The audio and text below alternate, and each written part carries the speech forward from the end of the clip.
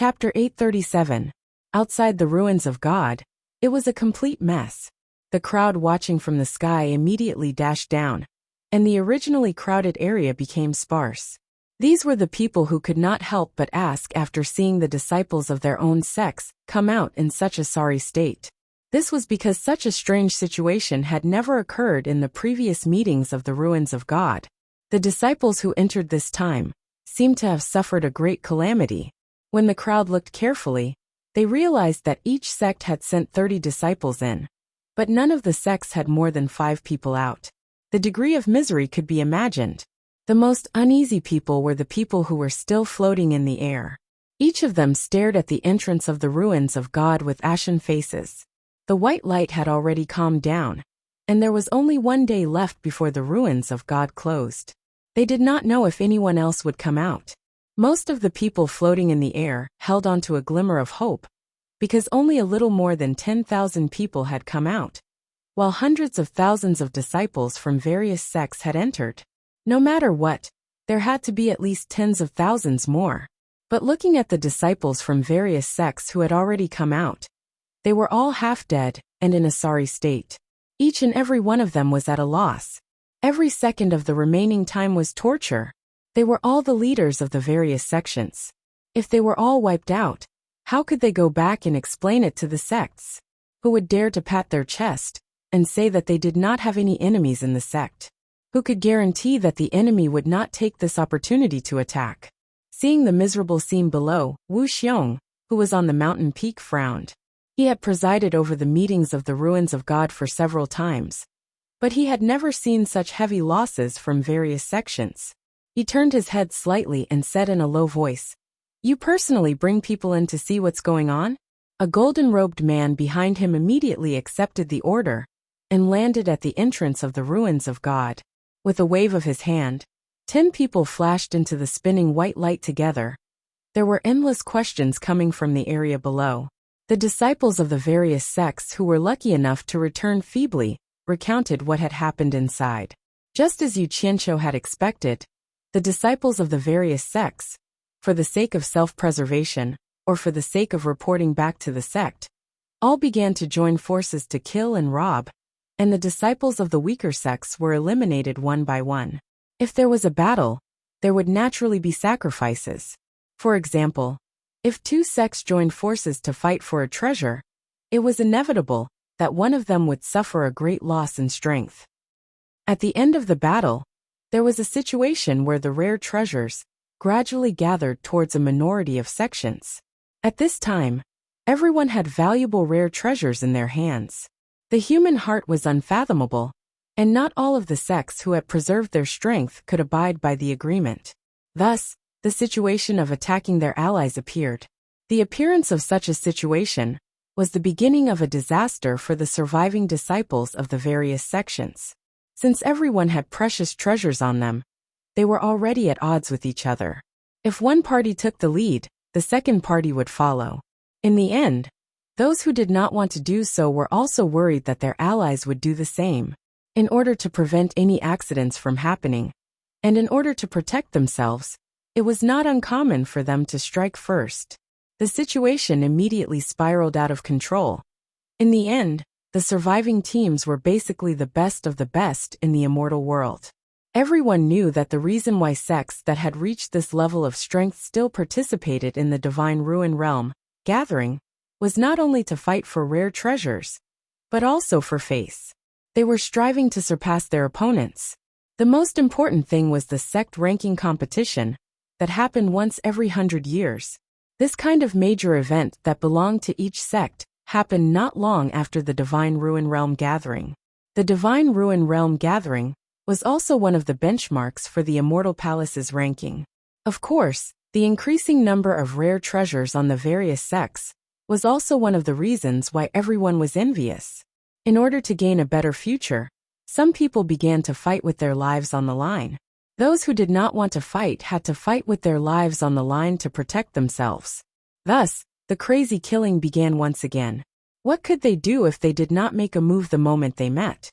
They could only act first, and by the end, their eyes were already bloodshot. Many people could not bear such torment, and were almost driven crazy. However, no one dared to quit early. After all, not every sect was as lucky as Du Feng and Hui Yunlong. The elder leading the team was their father. Kill. Kill again. Crazy killing. Either you die or I live. Everyone fought crazily. With great difficulty, they endured until the time when the Divine Ruin Realm was about to close. Everyone prepared to leave as quickly as possible. However, there were several sects lying in ambush at the exit, trying to take advantage of them. As a result, a large number of people blocked the exit. In addition, there were people rushing over one after another. As a result, the situation of enemies meeting each other constantly appeared. It was a disgusting cycle. Thus, the most tragic situation appeared at the exit of the Divine Ruin Realm. It was not an exaggeration to say that there were mountains of corpses and rivers of blood. Every one of them had become murderous demons. Some of them had already lost their minds from the killing and killed anyone they saw. There were even many cases where they mistakenly killed their own sect members.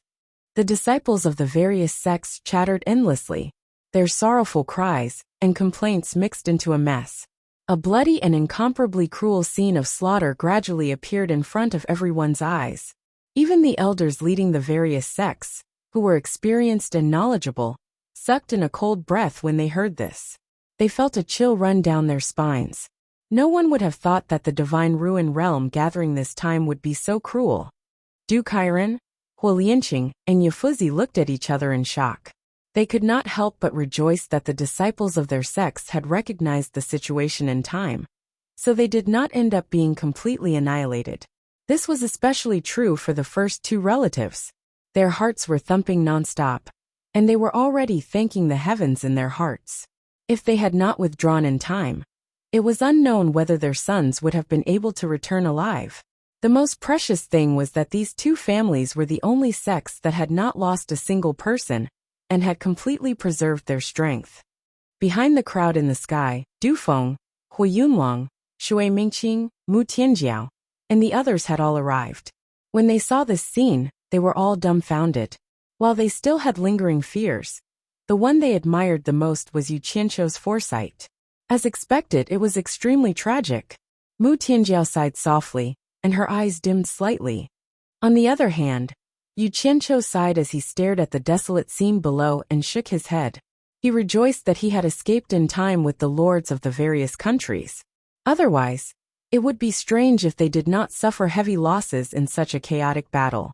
He did not realize that such a huge variable had appeared in the gathering of the Divine Ruin Realm this time, and it was more or less directly related to him. It would not be too much to say that he was the main culprit. However, he was, after all, standing in a corner and looking at the overall situation. He did not realize that he was the one standing on the hillside and inadvertently rolling a small snowball down. As for the consequences of the snowball rolling down, and how big it rolled in the end, he had already left. Most of the people in the Divine Ruin Realm were dead, and no one could trace the countless broken clues to him. This was the conclusion of the jinx, Wu Sihai, that no matter where he went, there would be no peace. It would be a miracle if nothing happened. For example, the Eastern Holy Land that had been quiet for more than 100,000 years. Once this guy went, everything was finished. The white light at the entrance of the Divine Ruin Realm swallowed again, and it immediately caused the eyes of the people waiting in the air to emit a light of hope. However, the light of hope was immediately extinguished. The people who came out were the people from the Immortal Palace, who had entered the Divine Ruin Realm. The person in the lead flashed to the peak of the mountain, and with a solemn expression, he cupped his hands and reported to Wu Xiong. Reporting to Great Commander, there are corpses everywhere at the exit, piled up like a mountain. We have circled around the small area, and there are corpses everywhere. There is not a single living person. I'm afraid that everyone who can come out has already come out. Should we disperse them? Wu Xiong raised his hand slightly, and his gaze swept across the area below.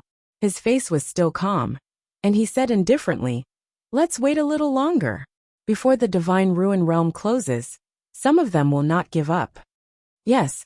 After that person responded, he quietly retreated behind Wu Xiong. The disciples of the various sects who were battered and exhausted in the field below were brought back one after another. The leading elders of the various sects were still floating in the air waiting, especially those who had not seen the disciples of their sects come out. They were still waiting with the hope of getting lucky. However, the final reality was cruel. The divine ruin realm had been open for a month, and the faint sound of thunder could be heard from the cave in the belly of the mountain. Under the watchful eyes of the crowd, the spinning white light suddenly expanded, then rapidly rotated and shrunk, becoming smaller and smaller, until it turned into a white dot and disappeared. Silence reigned. After a long time, some people breathed out a sigh of relief, and more people were dead set on leaving. Everyone looked at each other in dismay. Even those inner sect disciples who were lucky enough to return did not have the slightest trace of joy on their faces. Their expressions were more solemn. This incident was worth reflecting on. Looking at the final result, among the tens of thousands of sects and chambers of commerce, almost half of them did not return. The 50 million divine grade spirit stones they paid could be said to be a loss of blood and sweat. There was no need for the people from the immortal palace to disperse everyone, as everyone had already returned in silence. Yu Qianqiu sighed and shook his head. Just as he was about to return, who would have thought that when he turned around, he would be stunned to find Wan Ling looking at him with a smile on her face, and the three elders behind her were also staring at him coldly. Yu Qianqiu, where do you want to go? Wan Ling said with a smile. I'm not your man. Why do you care where I go? Yu Qianqiu politely squeezed out a smile. I've been staying at the Mythical Fire Palace's shops for a long time. Of course I'm going back to the Mythical Fire Palace's shops. He even nodded to Du Feng and the rest, signaling them to wait for a moment. Wan Ling turned to look at them, then approached Yu Qianqiu. Her face was almost touching Yu Qianqiu's ear as she whispered in a low voice. Since my, Wan Gutong's, disciple knows you, there must be some story between you two. Why don't you come to my shop and discuss it in detail? I don't know him at all, Yu Qianqiu waved his hands, but before he could finish his words, Wan Ling had already grabbed his wrist, forcefully dragging him away. The three Mu brothers stared at each other with their mouths agape. Then a bitter smile appeared on their faces. It seems like the young miss really bore a grudge against Yu Qianqiu this time. She probably wouldn't be satisfied until she played him to death. The three Mu brothers shook their heads and sped away. Du Feng and the rest looked at each other, realizing that this Yu Qianqiu was really unfathomable. Since when did he get involved with Wan Ling? Did they see wrongly? Wan Ling actually held his hand and led him away in front of everyone. Chapter 838. Wan Ling was dragging a man. The people from the various sects who had forgotten about the two of them, because of the incident in the Divine Ruins realm, were all tongue-tied when they witnessed this shocking scene. It seemed like the two of them really had something going on. Mu Tianjiao bit her lip as she watched the two figures disappear in the direction of Wan Gutong's shop. She couldn't help but ask herself in her heart, if I had a background like Wan Gutong, would I be able to fight for it? Her dejected gaze gradually became resolute, as if she had made up her mind about something. What the hell is old geezer Wan Bosheng's granddaughter doing? Wu Xiong murmured from the top of the mountain, similarly confused. After pondering for a long time, he waved his hand at the people behind him. The people from the Immortal Palace immediately got busy and began to set up a formation to seal the mountain. Not long after, a misty white fog rose from the ground, shrouding the entire stone mountain without a trace. After the various sects returned to their respective shops, those sects with disciples who had returned by luck, although suffered heavy casualties, brought back a lot of things. The dazzling array of rare and precious immortal herbs was enough to lift one's spirits just by looking at them. For example, in Wan Gutong's shop, the disciple casually took out some of the items from his storage bracelet. Immediately, a strange fragrance filled the room, and auspicious lights flashed faintly. Yu Qianqiu's eyes lit up, and he couldn't help but take a few more glances. Standing opposite him was the Wan Gutong disciple, who had luckily survived in the Divine Ruins realm. After washing up, his face was pale, and it was obvious that he had not fully recovered. Wan Ling had been watching the changes in Yu Qianqiu's expression. She found that he seemed to be afraid of her just now, but now that he saw the rare and precious immortal herbs, his eyes immediately lit up. She immediately felt a wave of contempt in her heart, and in her heart, she gave Yu Qianqiu a vulgar evaluation. Tell me what exactly happened, how did you know him? Wanling pointed at Yu Qianqiu and asked the disciple. Yu Qianqiu turned around in a daze. This disciple has seen him, but I don't know him. After the disciple bowed, he immediately described the great feat of Yu Qianqiu killing 2 groups of 30 people in the Heartless Palace, by himself in the ruins of God. When the 3 Mu brothers heard this, they looked at each other in dismay. Even Wanling was re-evaluating Yu Qianqiu. They didn't expect Yu Qianqiu to be able to instantly kill a group of Heartless Palace's disciples. Perhaps only an immortal expert could do such a thing. Even an ordinary immortal expert wouldn't be able to do it. However, when Wanling captured Yu Qianqiu, she took the opportunity to inspect him, and discovered that he was indeed only at the deity transformation final stage. He was only at the deity transformation final stage, yet he was able to insta-kill a group of cultivators of the same cultivation base as him. His abilities were not to be underestimated. I can't tell. You have such ability. Wanling clicked her tongue as she placed her hands on her waist. Yu Qianqiu glanced at her abnormally plump chest and coughed. What's so strange about that? I've roamed the immortal world for many years, and I don't think I can find a match for any cultivator below the immortal stage. Those who know me call me the #1 expert below the immortal stage. Roaming the immortal world for many years? The #1 expert below the immortal stage? Wanling was startled. She slowly turned her head to look at the 3 people behind her and asked doubtfully, when did the immortal world have such a title? Why have I never heard of it? After the 3 Mu brothers pondered for a moment, they also shook their heads slightly, indicating that they had never heard of it before. Yu Qianqiu didn't care if they had heard of it or not. In a situation where he didn't know why he was pulled here, he let them slowly think about it. In any case, he knew in his heart that since so many people had come out of the Divine Ruin realm, it was impossible to hide the fact that he had shown off his skills in the Divine Ruin realm. Therefore, he decided not to hide it. There was nothing to worry about anyway. It wasn't that he wasn't worried at all. The only thing he was worried about was that the people of the Heartless Palace would find trouble with him sooner or later. After all, he didn't have any sect to support him. I'll pack up later. You guys can leave first. Wanling waved at the disciples in the shop. The disciples immediately obeyed and left. Yu Qianqiu looked around and felt that something was wrong. However, his gaze couldn't help but land on a stalk of immortal grass on the shelf. This immortal execution grass was very valuable and was a high-grade immortal grass. The batch that Utopia got was missing this one. Wanling waved her hand and released a ray of light, setting up a soundproof barrier. She said with a smile, "You've already collected a lot of immortal grass in the Divine Ruin realm. Do you still care about this one?" "You can't say that." Ugh. Yu Qianqiu was halfway through his sentence when he turned around and said, "I'm just a helper hired by the 4 Links Chamber of Commerce. The immortal grass that I collect has to be handed over. How can I not care about such a precious immortal grass?" He almost replied to her words. Fortunately, he realized that this woman was trying to get information out of him. In reality, he didn't know anything. However, he was puzzled. Why was this woman testing him like this? After thinking about it for a while, he came to a realization.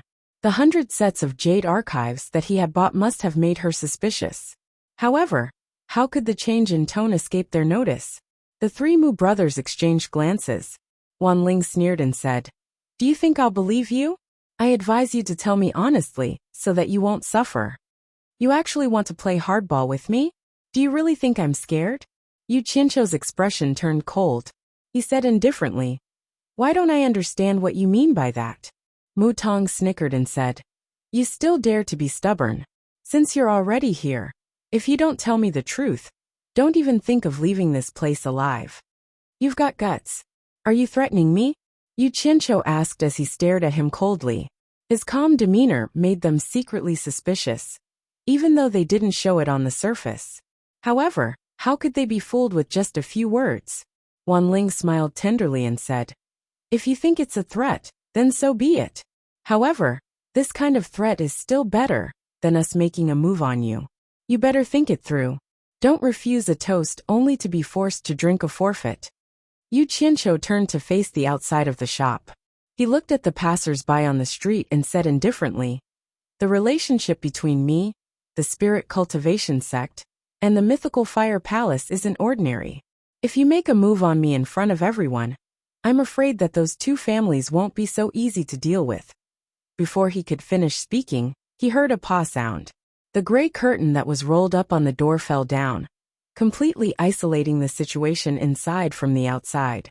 Wanling giggled and said, "Do you think that if we make a move like this, who would be able to see?"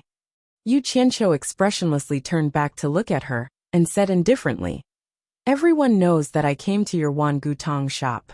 Do you really think that those two families are fools?" Wanling shook her head and laughed lightly. "I don't care what your relationship with them is like. Even if I kill you, in a situation where no one sees it with their own eyes, those two families wouldn't dare to go against us Wan Gutong so openly." Mu Tong cooperated and shook his hands that were hidden in his wide sleeves. It was a naked threat. "Kill me?" Yu Qianqiu sneered coldly. "I'm afraid that even if I lend you 100 guts, you still wouldn't dare to make a move on me." Seeing that he was still bluffing at this point, but was still so calm that it was a little ridiculous, the eyes of the few of them flickered slightly. Wanling's smile didn't falter. "I don't need 100 guts to kill you. If you don't confess now, I'll make you pay. Do you believe it or not?" Yu Qianqiu nodded lightly. "I really want to see how you're going to make me pay. I really want to see if Wan Gutong still wants to live in the immortal world." As he spoke, he took out a golden robe from his storage pouch and slowly put it on in front of the four people. Piously, he put on the robe without a stitch on. The four people's mouths were agape in shock. Mu Tong's trembling hands froze. The confident smile on Wanling's face had long disappeared. She cried out involuntarily, "Gold-threaded robe." With a quick sweep of their senses, they knew that it was the unique clothing of the immortal palace, the gold-threaded robe. The workmanship of this robe was unique, woven using the unique magic of the immortal palace. The entire robe was made from a single strand of specially made golden thread, without a second strand. The gold-threaded robe wouldn't get dirty, wouldn't get wet in water, and had some defensive properties. Currently, in the immortal world, other than the immortal palace, no one else could replicate it. With one look, they knew it was the real deal. The reason for their shock wasn't the unique workmanship of the robe, or the fact that it had some defensive properties. It was because every set of gold-threaded robe would never be worn by outsiders, because it was the symbol of the immortal palace. Every member of the immortal palace could only have one set. Moreover, they would cast a special immortal spell on the wearer. So if anything happened to the wearer, the immortal palace would know immediately. In the immortal world, if anyone dared to make a move on the members of the immortal palace would deal with them without mercy. They would immediately send out a large number of people to investigate, and would not rest until the truth came to light. The dignity of the immortal palace could not be blasphemed, and if necessary, they would rather kill the wrong person than let the wrong person go. In short, other than severely punishing the culprit, they also had to recover the gold-threaded robe. They wouldn't let it fall into the hands of outsiders, lest someone used it to disrupt the order of the immortal world. Some clues could be seen from how Wu Xiong, the commander of the immortal palace, dealt with the guard of the immortal palace, and even stripped off his gold-threaded robe during the meeting in the Divine Ruin Realm. Unfortunately, Yu Qianqiu happened to have a set of gold-threaded robe, and what was even more embarrassing was that no one from the immortal palace in the world he was in went to recover the gold-threaded robe, so it became his personal item. If it was in the past, Yu Qianqiu didn't know that this tattered robe had such a great value, and it was only after a period of understanding that he realized it was actually like this. He was still thinking about when he could make use of it, but he didn't expect the opportunity to come knocking on his door so soon. What Wanling didn't know was that the owner of the gold-threaded robe was long dead, and the one who wore it was someone else. Even if she killed Yu Qianqiu now, the people of the immortal palace wouldn't know. What Wanling didn't know was that if she didn't put down the curtain, Yu Qianqiu wouldn't dare to wear this set of clothes in public, because that would be asking for trouble. However, what Wan Lingqian shouldn't have done was to let down the curtains and create such an opportunity for Yu Qianqiu to show off. This guy was bold and evil. As long as there was a little chance, there was nothing he didn't dare to do. Chapter 839. Immortal Emperor Jin Tai's tyrannical power had seeped into every corner of the immortal world for countless years. To the people of the immortal world, he was an unsurpassable godlike existence. The dignified immortal palace was like a towering mountain that made the people of the immortal world feel like ants at the foot of the mountain. They could only look up to it, and very few dared to show any disrespect. As for Wan Ling and the others, once they confirmed that Yu Qianqiu was wearing the golden clothing, they were immediately dumbfounded. They didn't think that Yu Qianqiu was a fake, because it was hard for them to believe that someone in the immortal world would dare to pretend to be someone from the immortal palace to swindle people. This was simply challenging the dignity of the godlike immortal emperor. However, Yu Qianqiu's rise in both his previous and current lives mostly relied on seeking wealth amidst danger. As long as there was a tiny chance, he would dare to take the risk and fight for it. To put it bluntly, he was an opportunist, but as an excellent opportunist, his outstanding vision and extraordinary courage were not comparable to ordinary people. This was achieved through failure and blood on the line between life and death. People like him never took being cruel and merciless or swindling seriously, because they were already used to it. Nothing was more important than achieving their own goals. This kind of person would either die a horrible death or be unstoppable. They could always kill their way out of desperate situations and never gave up easily. At this time, Yu Qianqiu didn't think about the immortal emperor and the immortal palace at all. To him, the troubles that might appear in the future were not as important as solving the problems in front of him. Wan Ling's coercion allowed him to find a good way to solve the current problems. You provoked me first, so don't blame me for being impolite. Yu Qianqiu sneered in his heart.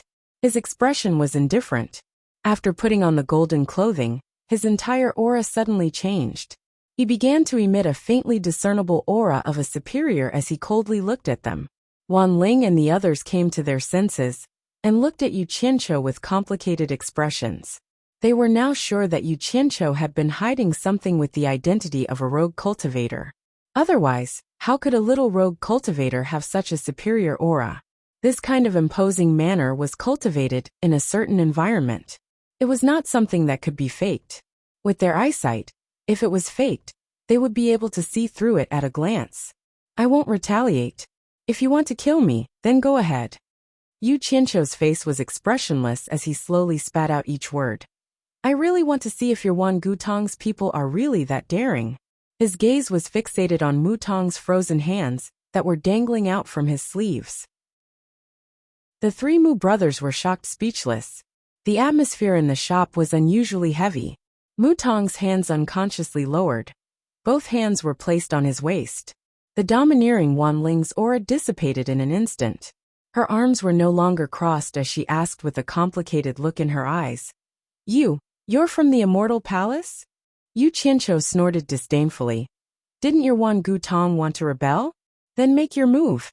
I really want to see how much guts you guys have. He directly emphasized the severity of the problem, slapping a huge hat on Wan Gutong's head. Who else could rebel in the immortal world be rebelling against? Of course it was Immortal Emperor Jin Tai. This hat was too heavy. Forget about them. Even Wan Gutong's Wan Buosheng wouldn't be able to bear it. Although Wan Buosheng was the immortal world's #1 merchant house, he was nothing to Immortal Emperor Jin Tai. If the immortal emperor was unhappy, he could kill Wan Buosheng at any time without batting an eyelid. Wan Gutong's face paled. If word of this got out, it would be disastrous.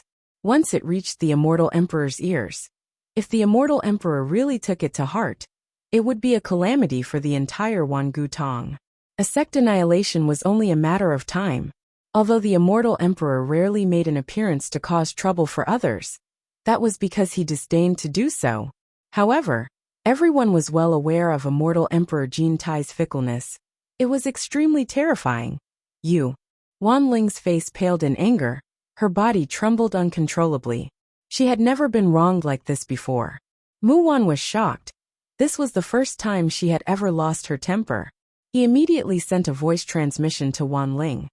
"Miss, you must endure it. We cannot afford to offend the people from the Immortal Palace.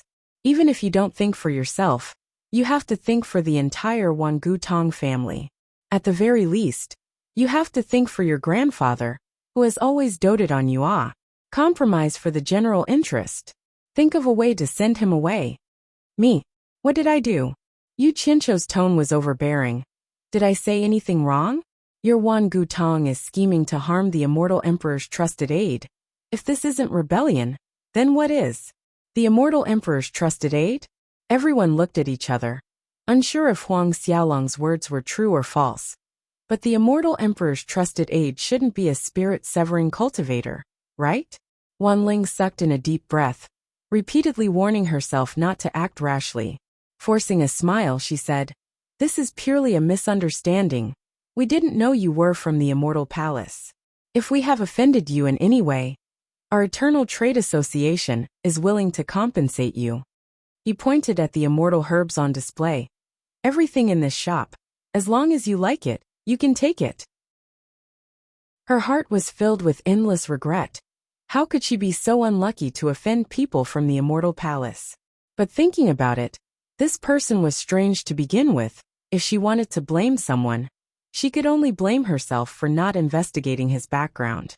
She must remember this lesson in the future. As the Immortal Emperor's trusted aide, how can I accept bribes from others? You're not insulting me.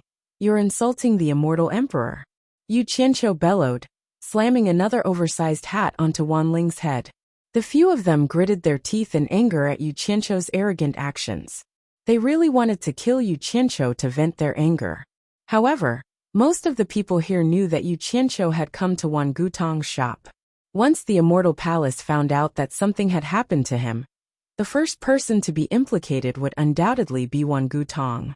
Wan Ling sucked in another deep breath, gritting her teeth. "What do you want before you stop? As long as someone dares to plot against the Immortal Palace, I will investigate to the end.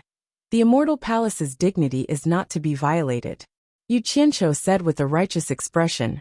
Mu Wan took a step forward, cupping his hands in greeting. "This is indeed a misunderstanding. I hope honored sir will be magnanimous. We have some friendly relations with Great Commander Wu Xiong, the host of the Godly Ruins Realm meeting. How about this? We can invite Great Commander Wu Xiong to be the mediator, to prove our Wan Gutong's innocence." Motherf ****.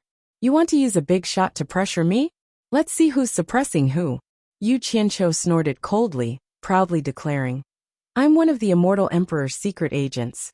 All the information I obtain must be directly reported to the Immortal Emperor. He Wu Xiong doesn't know me, and I don't want to know him either. However, I do want to know if a mere great commander like him has the right to interfere in my affairs." A secret agent personally sent by the Immortal Emperor? This news was too shocking for these people. But thinking about it, it wasn't impossible. Perhaps this was one of the Immortal Emperor's methods to strengthen his control over the immortal world. Especially when Yu Qianqiu said that he was one of the Immortal Emperor's secret agents. It clearly showed that the Immortal Emperor didn't only send out one secret agent. There might be many more. And this Yu Qianqiu had always been hiding his identity, but in the end, he was forced out by these people. Everyone was dumbfounded once again. Wan Ling, who had always been brimming with confidence, suddenly felt like the world was spinning around her. Offending a seemingly insignificant nobody, never in her wildest dreams would she have guessed that the person standing behind him was the most terrifying person in the entire immortal world, directly dragging the Immortal Emperor into the picture. Wasn't this a little too exaggerated? These people weren't idiots, they weren't so easily deceived. But the golden woven robe on the other party's body proved that he was indeed someone from the Immortal Palace. Not to mention, even if someone was trying to deceive them, who would have the guts to recklessly drag the Immortal Emperor into the picture? Because doing so would only lead to death. Fear and panic finally appeared on these people's faces. Due to Wan Gutong's coercion, They actually exposed the immortal emperor's secret. Once this matter was exposed, even if they didn't rebel, the immortal emperor wouldn't spare Wan Gutong. This time, they were in deep trouble. Wan Ling's face was filled with panic, her mind was in a complete mess. The only reason she dared to do anything in the past was because she had an extraordinarily powerful grandfather backing her up. But now the trouble she caused was too big, directly dragging the immortal emperor into the picture. This was not something her grandfather could handle. What should she do? Mu Wan calmed himself down, decisively saluting Huang Xiaolong once again.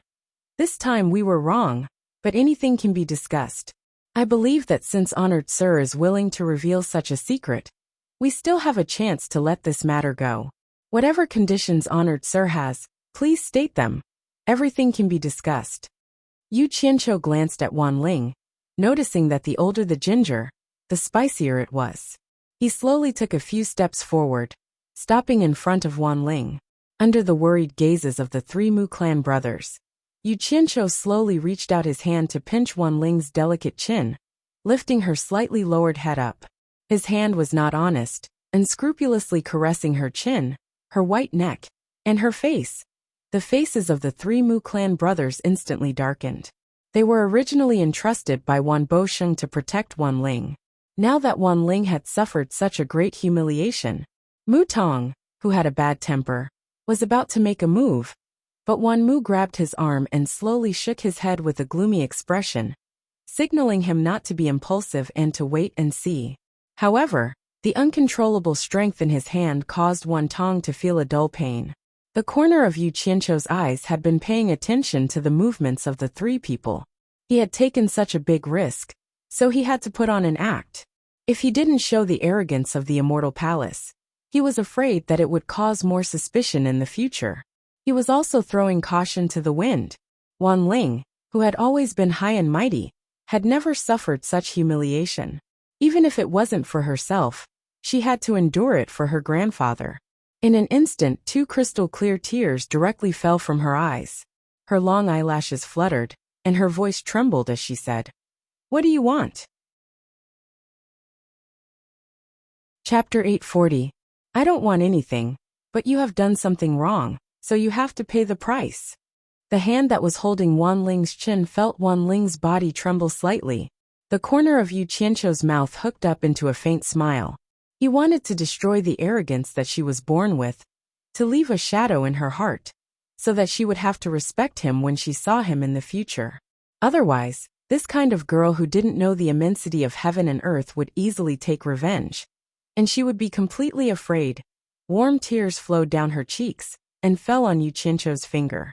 Yu Qianqiu lifted that finger, letting the tears flow to the tip of his finger, and lightly tapped it on Wan Ling's red lips.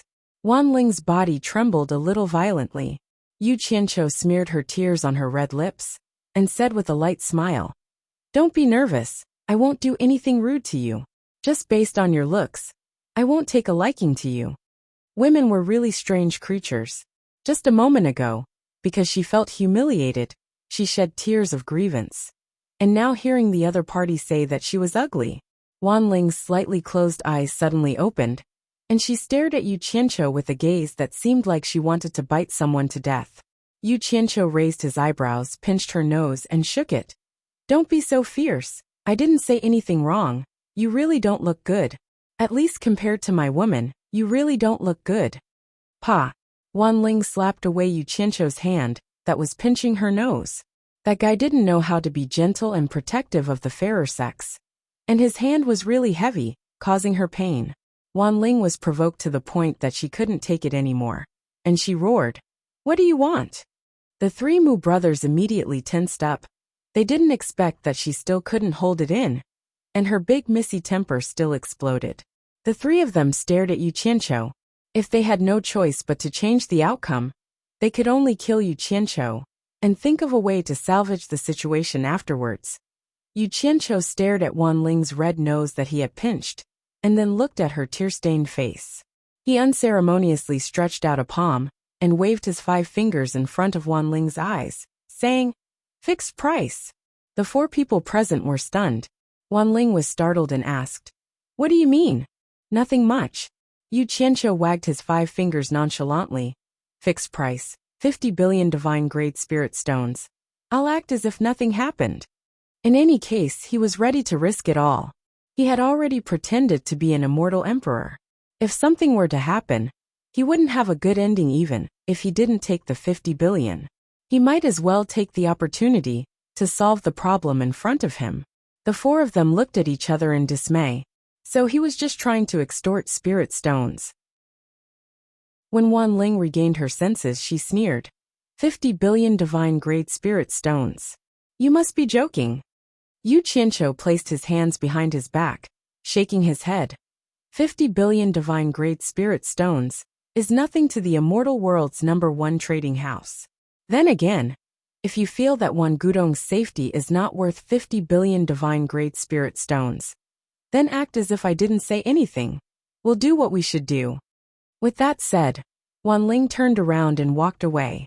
It wasn't easy to find a good solution. How could Mu Wan let him go just like that? What did money count for? To Mu Wan, Wan Bushing's safety was the most important. Mu Wan's clear voice resounded. Wait. Everything can be discussed. Yu Qianqiu swiftly turned around, pointing a finger at Mu Wan as he said to Wan Ling. Look, this is the proper way to deal with things. I admire it the most. You should learn more from Senior. Ignoring Wan Ling's murderous glare, Huang Xiaolong turned to Mu Wan. In truth, there's nothing to discuss. A fixed price of 50 billion divine-grade spirit stones. Not a single piece less. 50 billion? Mu Wan's voice was solemn. Isn't that a little too much? We don't have that many spirit stones on hand. Grand Elder, ignore him. He's clearly trying to blackmail us. He's clearly trying to frame us. Wan Ling pointed a finger at Yu Qianqiu, gritting her teeth. Don't give him even a single piece of spirit stone. At most we'll just die together, spreading the news of him extorting spirit stones from us. Even the immortal emperor won't spare him. Let's see if he dares to speak of this matter again. The 3 Mu brothers' eyebrows twitched slightly, as if they were tempted by Wan Ling's words and hesitated. Yu Qianqiu chuckled. You want to play ruthless with me? Fine.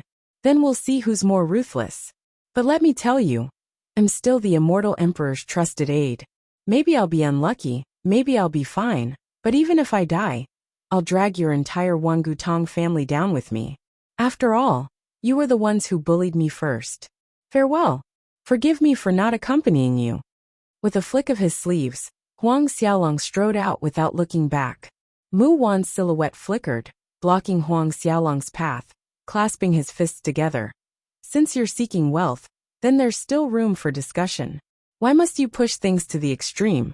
Losing both your life and wealth is not something you and I wish to see. I knew it. The barefoot is not afraid of the shoe wearing.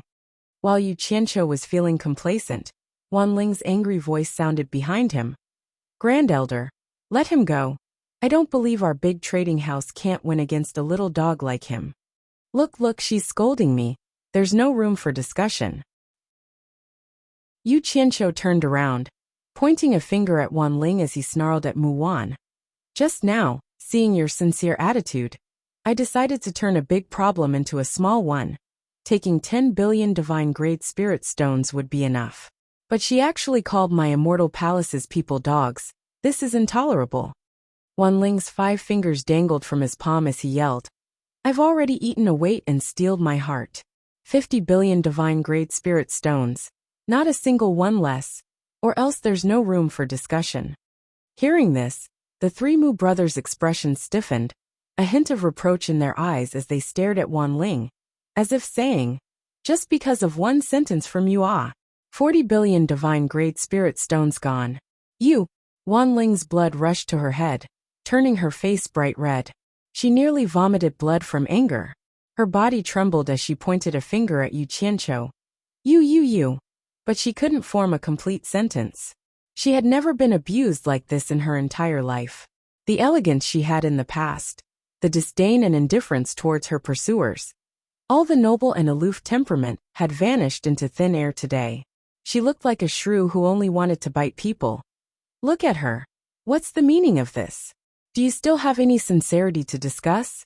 If you don't want to talk, just say it. I won't force you. Yu Qianqiu spat out a mouthful of air. then undressed himself, taking off the golden robe he was wearing and shoving it into his storage pouch. Mu Gu, who had not spoken a word from the beginning until now, suddenly walked to Wan Ling's side, sighing softly. Your grandfather trusts you so much, he didn't tell you to harm him. I gulp. Wan Ling's throat emitted a strange sound, her eyes rolled back. She was so angry that she fainted on the spot. Mu Gu reached out to support her, looking at his two brothers in surprise. Did I say something wrong again? Mu Wan and Mu Tong exchanged a look, speechless. Yu Qianqiu was also stunned. He didn't expect this woman to be so narrow-minded, so careless. He didn't even consider how vicious his words were.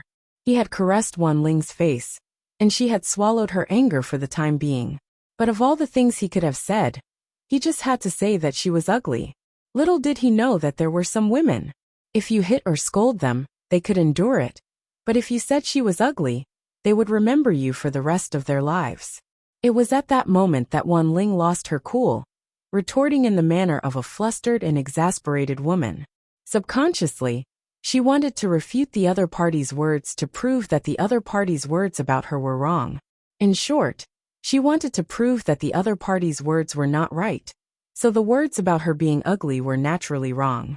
The logic of a woman was often inconceivable. This kind of situation usually appeared between women. She was already angered to the point of vomiting blood by Yu Qianqiu, and what made it even more difficult for Wan Ling to bear was that even her own people were helping her opponent. Mu Gu's words made things worse, so she directly fainted. What kind of status was this? How noble! Those were all extras, they could not defeat human nature. With this fainting, all of them became fleeting clouds. Yu Qianqiu coughed, breaking the silence. 50 billion. Are you giving it to me or not? Mu Wan's gaze retracted from the fainted Wan Ling, frowning.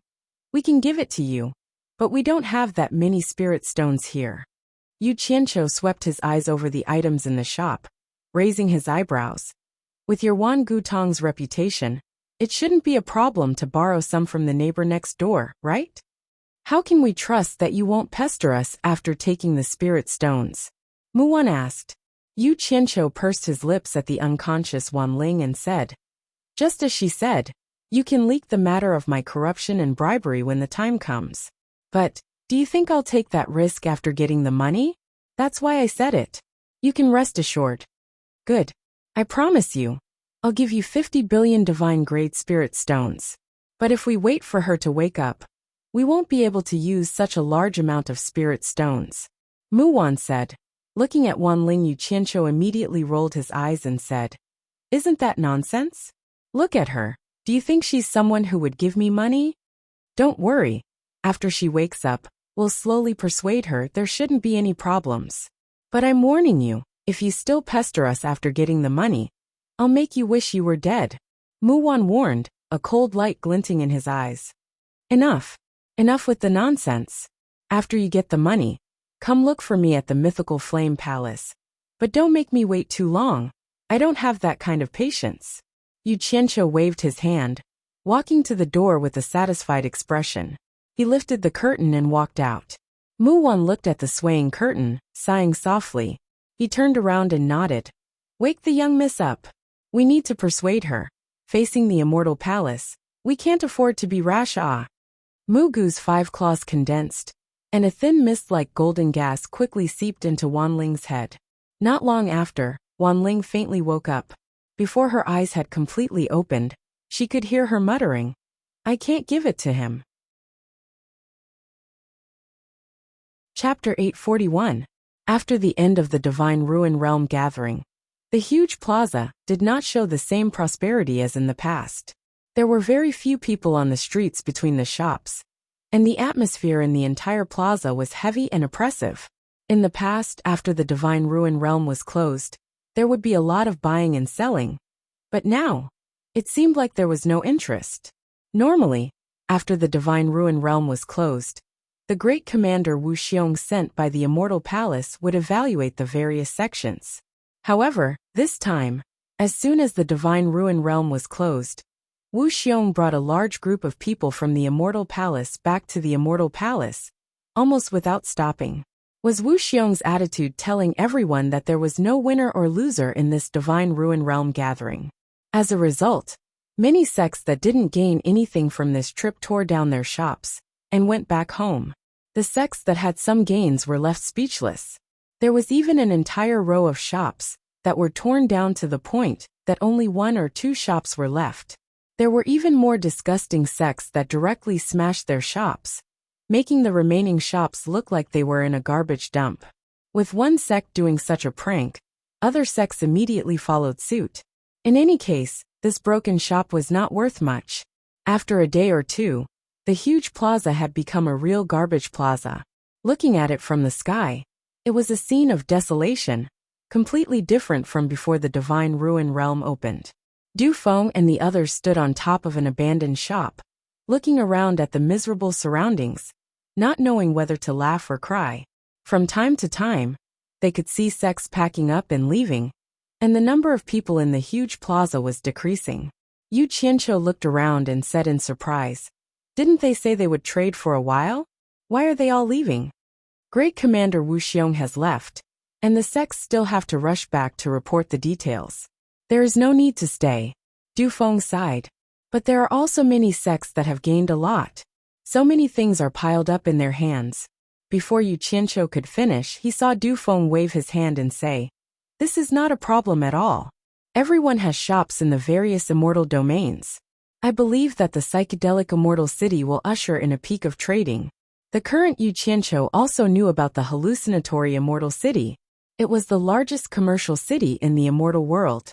It was said that it was extremely prosperous and huge. All the sects and merchant associations in the immortal world had their own businesses there.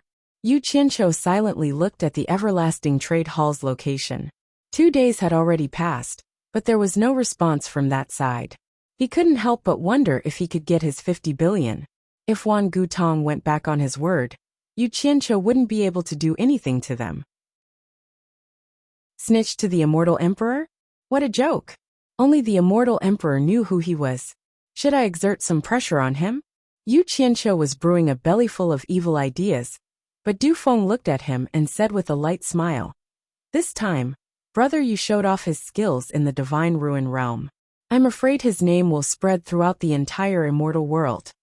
Yu Qianqiu raised his head and rolled his eyes, exasperated. "You're mocking me. You guys have the support of your sects. Naturally, you don't need to be afraid of the 7 big sections. But sooner or later, they'll find trouble with me. I'm still thinking of how to deal with them." "What are you afraid of? Don't you have a good relationship with Wan Ling?" Du Feng exchanged a glance with Hui Yunlong and snickered. Although Wan Ling, that woman's cultivation isn't very high, she's still a difficult character to deal with in the immortal world. With her backing you, it's the same as having Wan Bushing backing you up. I think even the 7 big sects will have to think twice. Yu Qianqiu snorted disdainfully. Only he was clear about his own matters. 2 days ago, he had angered that woman until she fainted. It would be strange if she could back him up. However, Yu Qianqiu didn't want to expose the matter. He really wanted to borrow the momentum of Wan Ling, holding his hand that day to delay the danger. But he wasn't afraid. He still had something to rely on. No matter who it was, it wouldn't be easy for them to kill him. His trump card wasn't something to be trifled with. As the 3 of them chatted and laughed, several figures landed in front of them. It was Mu Bing, Mu Tianjiao, Nan Tianlong and Tao Zhong. With regards to the 4 Links Chamber of Commerce, Mu Bing had probably realized his own shortcomings and had the intention of handing it over to his daughter. Mu Tianjiao stepped forward and cupped her hands, saying, "I'm indebted to all of you for taking care of me all this time. Mu Tianjiao really can't repay you, so please accept my gratitude." She gave a long bow, her soft waist almost forming a right angle. The 3 of them hurriedly reached out to help her up, indicating that there was no need to be overly polite. Du Feng swept a glance at them. It seemed that a running shop couldn't be completely empty. He couldn't help but ask, "Miss Mu, are you preparing to return to the 4 Links Chamber of Commerce?" Mu Tianjiao nodded with a smile, but there was a hint of worry hidden in her smile. Yu Qianqiu, who was well aware of this, frowned and said, "If you go back this time, I'm afraid that Qi Fengxing of the 8 Links Chamber of Commerce won't let you go." Do you have any countermeasures? Before Mu Tianjiao could reply, Hui Yunlong waved his arm and laughed heartily, saying, "Don't worry about this. That dog didn't know the immensity of heaven and earth last time. He actually dared to get involved in the matter between our two families and the Heartless Palace in front of everyone. My father has already sent an order back, ordering my eldest senior brother to lead a team to the Eight Links Chamber of Commerce. I reckon that by the time you guys get back, the Eight Links Chamber of Commerce will have already been razed to the ground. Don't worry." Yu Qianqiu, on the other hand, was deeply moved. No matter where he went, he couldn't avoid encountering the law of the jungle. Big sects were big sections. If they weren't happy, they would raze their opponents to the ground. The Eight Links Chamber of Commerce was really unlucky this time. Mu Tianjiao and the others were stunned for a moment, but then they all revealed expressions of joy and thanked him. Hui Yunlong straightforwardly waved his hand and said, "No need to thank me, no need to thank me. This time, it was the Eight Links Chamber of Commerce that provoked my father. How could my father let them off so easily? This has nothing to do with me. However, if there's a chance in the future, maybe we'll go to your Four Links Chamber of Commerce as guests. Don't forget about us old friends at that time." Yu Qianqiu tilted his head to look at the two young masters. He probably wouldn't go to the Four Links Chamber of Commerce again, but it wasn't certain for these two. It seemed like the possibility was very high. Mu Tianjiao's gaze inadvertently glanced at Yu Qianqiu. She smiled and cupped her fists, saying, "The three of you are esteemed guests of our Four Links Chamber of Commerce. We couldn't be happier to meet you. How could we not know you? I'm just afraid that you'll find our Four Links Chamber of Commerce too shabby and refuse to honor us with your presence. Since we're friends, there's no need to say such things." Hui Yunlong looked at the other two and said, "Why don't we find some time to go to the Four Links Chamber of Commerce together?" Du Feng smiled and nodded, "Sure," while Yu Qianqiu noncommittally replied with an N. After exchanging some pleasantries, the three of them watched as Mu Tianjiao and the other three boarded the flying shuttle and left. At the same time, there were also people from the other sects leaving one after another. Hui Yunlong frowned as he looked at the absent-minded Yu Qianqiu and asked, "Brother Yu, my father also wants to return to the sect as soon as possible. What do you think? Do you want to follow me back to the mythical fire palace?" Du Feng stared at Yu Qianqiu with a profound gaze. He knew the secret of Yu Qianqiu wanting to establish his own chamber of commerce, but he didn't know what Yu Qianqiu's intention was to delay the departure of the mythical fire palace. For this reason, he also asked his father to delay the departure of the spiritual cultivation sect, because he wanted to see what Yu Qianqiu wanted to do.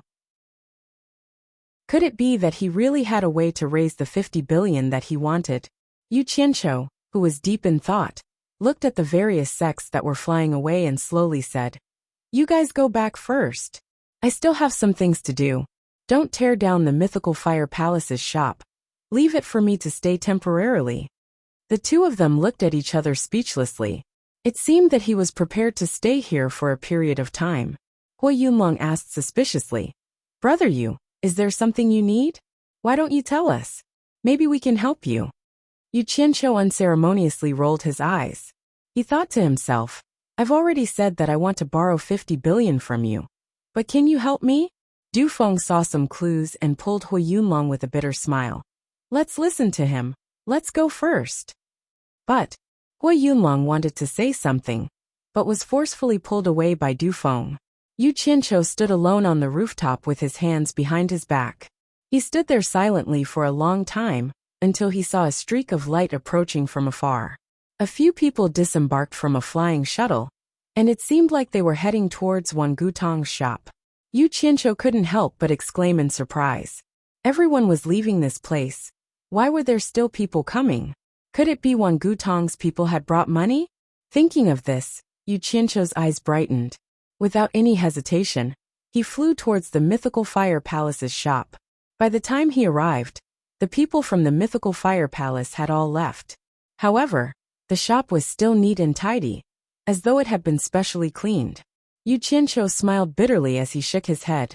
Hui Yunlong, that fellow was too considerate. The people from Wan Gutong's shop had not left yet. In a small room inside, Wanling was alone for 2 days. She curled up on a chair, thinking back to the past with a dazed expression on her face. Ever since she was young, there had always been a large mirror in her heart. Ever since she was young, she had been examining herself in front of this mirror, watching as she grew day by day. The beautiful self in the mirror was at first noble, then elegant, then calm and unruffled, then shrewd and capable. A beautiful and perfect woman gradually appeared in the mirror. This was also the image of herself in Wanling's heart. She was often complacent in her heart. That was why she disdained those vulgar men, because she felt that none of them were worthy of her. However, that Yu Qianqiu who had the backing of the immortal palace was like a stinking hoodlum, smashing the mirror in her heart into pieces with a single kick. From the broken mirror on the floor, she saw all kinds of distorted images of herself. How could she have such a side to her? Wanling was horrified. She refused to recall the scene where Yu Qianqiu lifted her chin, refused to recall the teasing of her red lips, refused to recall the scene where he pinched her nose, refused to recall the scene where she screamed like a shrew, refused to recall the scene where she fainted from anger. Wanling suddenly discovered that her nobility, elegance, and calmness were actually so fragile. She was like a layer of paper that was easily torn apart by Yu Qianqiu, thrown to the ground, and trampled on until it was worthless. Chapter 842. Outside the small room, the three Mu brothers stood there silently for a long time.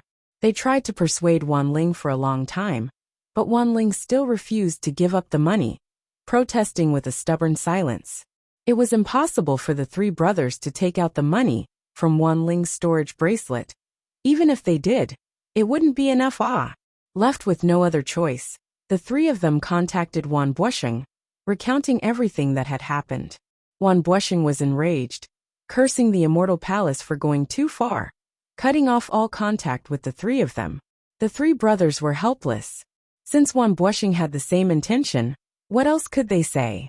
However, after a period of time, Wan Buosheng took the initiative to contact the three of them again, saying, "I've already asked Old Five to bring the spirit stones." With just one sentence, the contact was cut off again. Clearly, Wan Buosheng had given in after his anger. Although Wan Gutong was strong, compared to the colossus of the immortal palace, it was not worth a mention. Especially that immortal Emperor Jin Tai who had terrorized the immortal world for countless years. He was not someone that could be defeated by mere brute force. This terrifying existence was too powerful. No one in the immortal world could be his opponent. Jin Tai's coldness towards the immortal world's people was akin to looking at a bunch of ants. Even the slightest bit of displeasure could cause Wan Gutong to be annihilated. 50 billion divine-grade spirit stones was not a big loss to Wan Gutong. But it was a humiliation that could not be erased. Wan Buosheng was filled with hatred, but he was helpless. He could only let out a long sigh in the myriad saints' palace. Three figures descended at the entrance of Wan Gutong's shop. A gloomy-faced fat man walked in with two young men. The three Mu brothers looked at the two young men in surprise, feeling a little strange. The fat man in the lead was Wan Buosheng's youngest son Wan Lihong.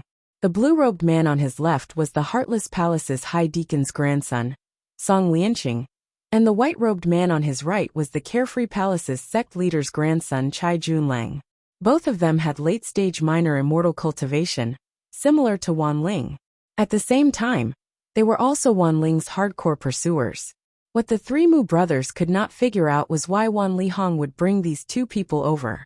The moment Wan Lihong saw the three Mu brothers, he immediately cupped his fists and said, "Greetings, uncles." Song Lianqing and Chai Junlang also greeted, "Greetings, seniors." The Mu brothers grunted softly. Wan Lihong also saw the doubt in the trio's eyes. She immediately sent a voice transmission. "These two brats have been staying on Myriad Saint Mountain.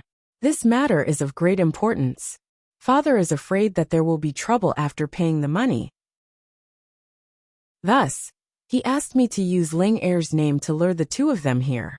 If there was still trouble after paying them, I might as well use the two of them to implicate the Heartless Palace and the Xiaoyao Palace.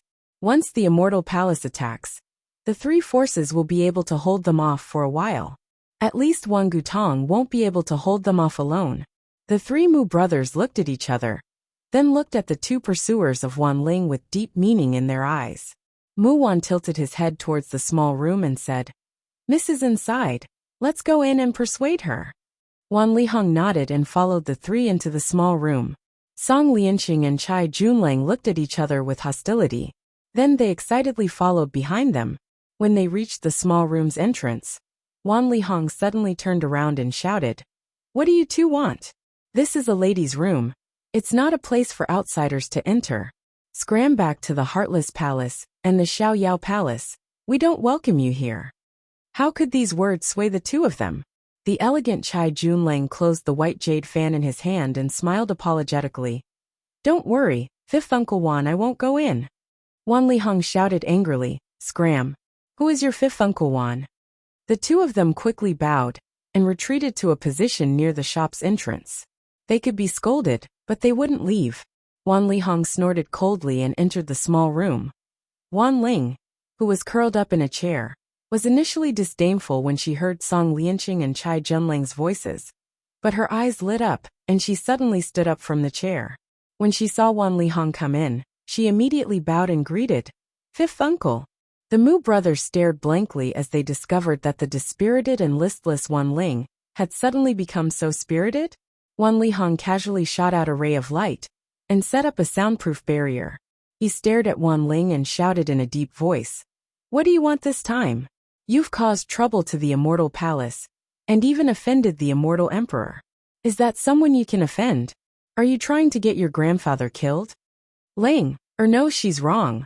But who would have thought that this ordinary-looking guy was actually from the Immortal Palace, and was even a secret agent sent by the Immortal Emperor? Wan Ling pretended to be wronged as she bowed. Then, she revealed a smile and quickly hugged Wan Lihong's arm and said coquettishly, "I know Fifth Uncle loves Ling the most. Please spare Ling this time." The Mu brothers shook their heads with a wry smile on their faces. Wan Lihong rubbed his forehead, shaking off Wan Ling's entanglement. He took off the two storage bracelets on his wrist and lamented, "Don't you know how big the trouble you've caused is? Losing 50 billion divine-grade spirit stones is a small matter, but if you provoke the Immortal Emperor's wrath, that would be a fatal matter." "Oh, you're still laughing, is it that funny? Fifth Uncle, it's only been a few days since we last met, but you seem to have put on some weight," Wan Ling said in a serious tone. "Ah, really? Are you for real? Are you sure you didn't see wrong?" Wan Lihong rubbed his face nervously, but when he caught a glimpse of the hidden mirth in Wan Ling's eyes, he immediately understood that he was fooled. He roared at the top of his lungs, "Look at the situation. You still have the mood to joke around?" Wan Ling shrunk her neck, but her hands held Wan Lihong's hands, taking the two storage bracelets from his hands. She bowed apologetically. "Third Uncle, don't worry, Linger already has a foolproof plan. Not only can it protect the 50 billion divine-grade spirit stones, it can also resolve the possible danger." The four men looked at each other, not knowing what she was up to this time. Wan Lihong's thick, fleshy face was filled with worry. His eyebrows, which were naturally drooping, curved even more. With a bitter face he said worriedly, "Ling, you've already gone too far this time. Don't mess around again. Fifth Uncle, I know you're proud and arrogant, but this is not a small matter. That's Immortal Emperor Jin Taiya. Our Wan Gutong cannot afford to offend him. If you continue to play, the whole family will be finished. You should take pity on this old bachelor fifth uncle of yours." Wan Ling lowered her head slightly. The two storage bracelets in her hands were clenched so tightly that her knuckles turned white. She bit her lower lip.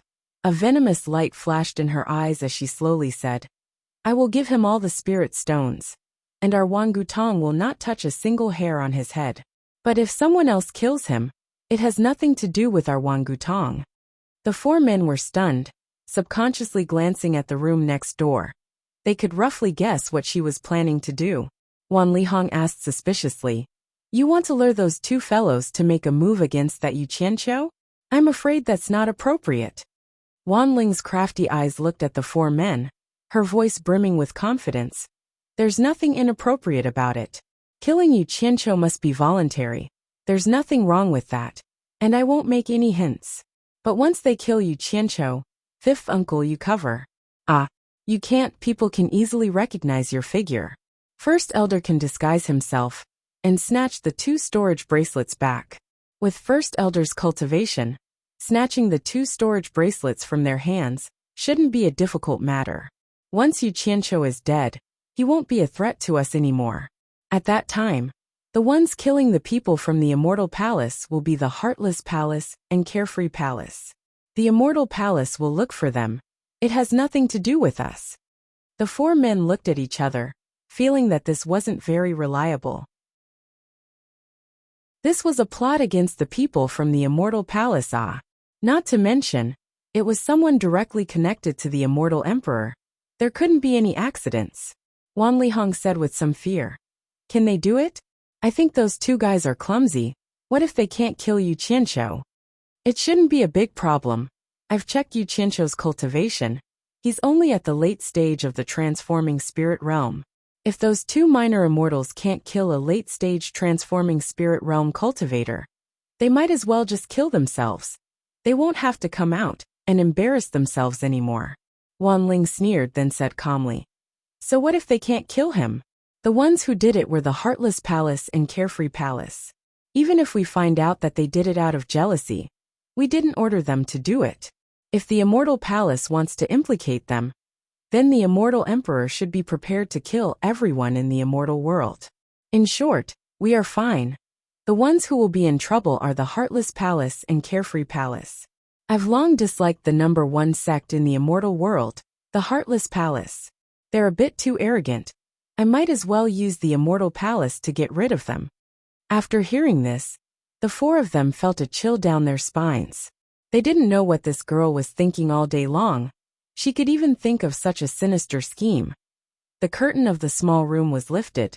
The Mu brothers and Wan Lihong came out and began to instruct the disciples in the shop to tidy up the things on the shelves.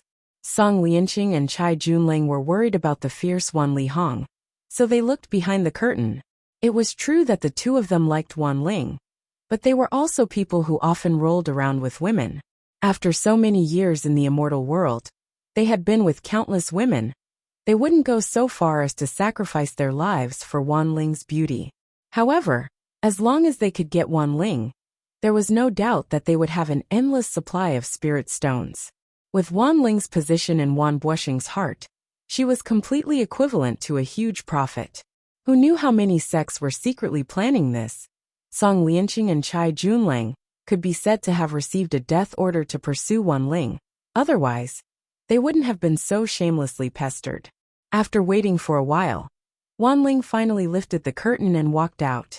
She had changed into a pink floor-length dress, which effectively restrained her impressive figure. The eyes of Song Lianqing and Chai Junlang, who had a lot of resentment in their hearts, immediately lit up, and the little bit of unhappiness in their hearts immediately disappeared. The 2 of them had a flattering expression on their faces as they shouted in unison, Wan Ling! Wan Ling walked gracefully, displaying the noble temperament that she had cultivated for a long time, like a fairy walking on the waves. She walked past the 2 of them without any hesitation, not even looking at them in the eye. The hem of her dress fluttered, giving off a delicate fragrance, and she directly flew out of the shop. Chapter 843. Song Lianqing and Chai Junlang looked at each other, then rushed to catch up. Wan Ling's flying speed was not fast, and her pink dress swayed in the air, instantly attracting attention. One on the left and one on the right, the 2 of them chased after her. Before they could say anything, Wan Ling frowned and landed on the roof of an abandoned building. She stared at the 2 and shouted, Why are you 2 following me? Chai Junlang answered first. I heard that you were busy here, so I came to see if you needed any help. Song Lianqing nodded and said, Me too. Wan Ling raised her chin slightly arrogantly and said coldly, I don't need your help, and I don't need your help either. Don't follow me anymore, or don't blame me for being rude. The 2's flattery was immediately stuck in their throats. They looked at each other, and a trace of anger flashed across their eyes. They had the same thought in their minds at the same time. Stinking bitch, don't be so arrogant. When I get my hands on you, you'll see. Song Lianqing's gaze inadvertently swept past Wan Ling's ample bosom, and he looked around with a face full of smiles. Wan Ling, where are you going in this barren mountain? Do I need to report to you where I'm going? After Wan Ling threw out that sentence, she quickly flew away at a much faster speed than before, as if she wanted to shake off the two. Stinking bitch.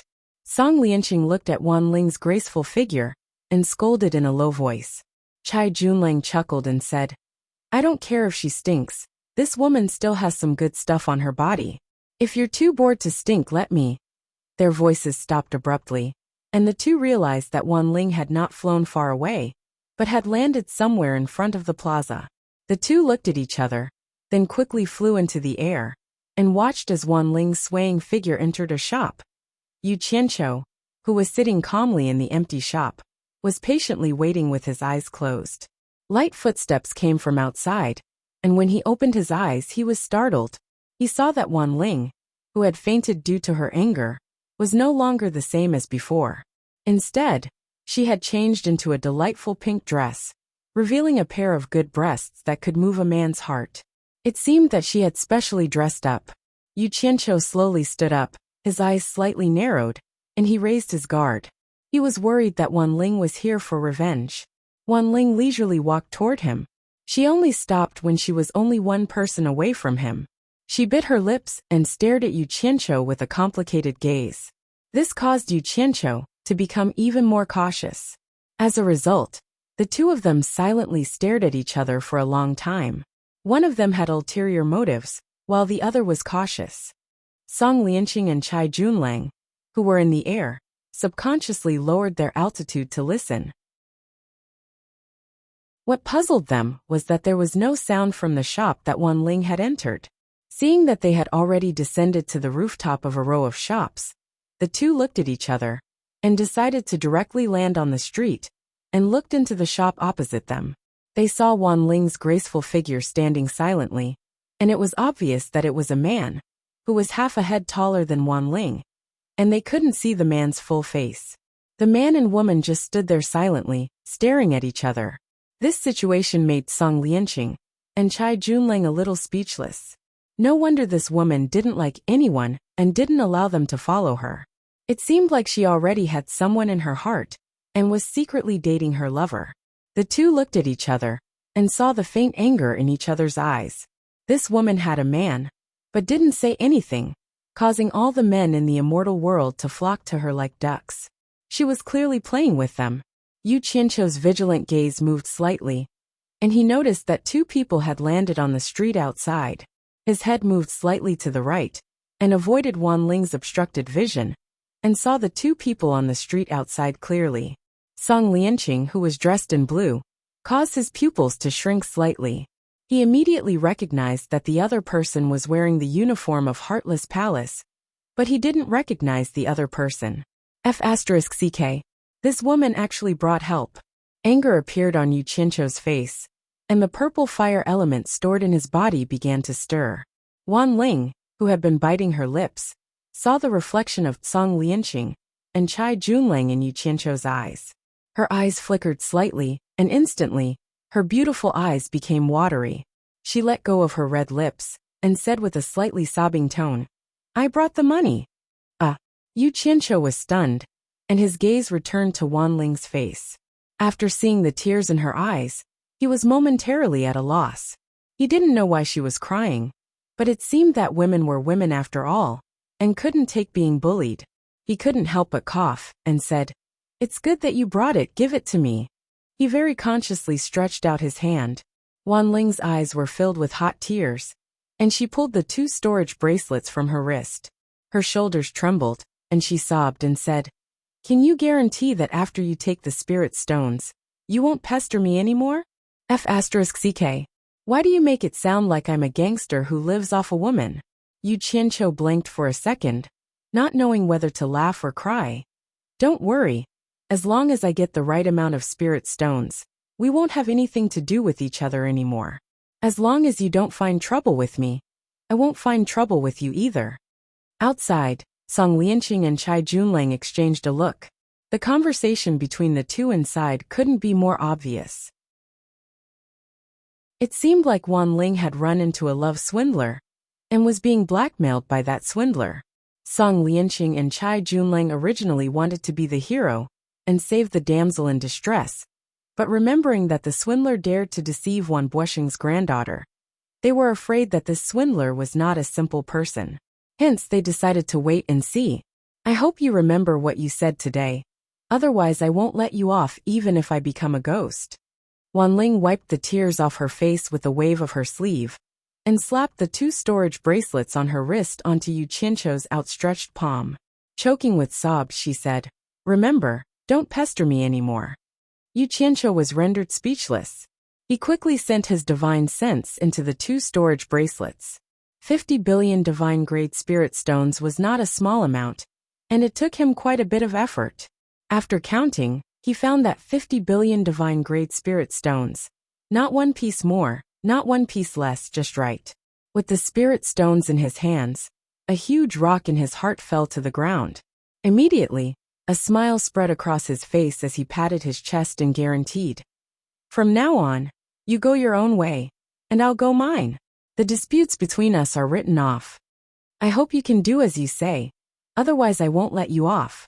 Inside the shop, Wan Ling threw out those harsh words, then turned around and dashed out while wiping her tears. Ignoring the dumbfounded Song Lianqing and Chai Junlang, she sped away. "Women are women. If you can't afford to play, then don't play. What's the point of crying and crying? It's as if I'm a gangster." Yu Qianqiu shook his head, sighing with emotion. He didn't expect his desperate gamble to actually succeed. 50 billion, ah.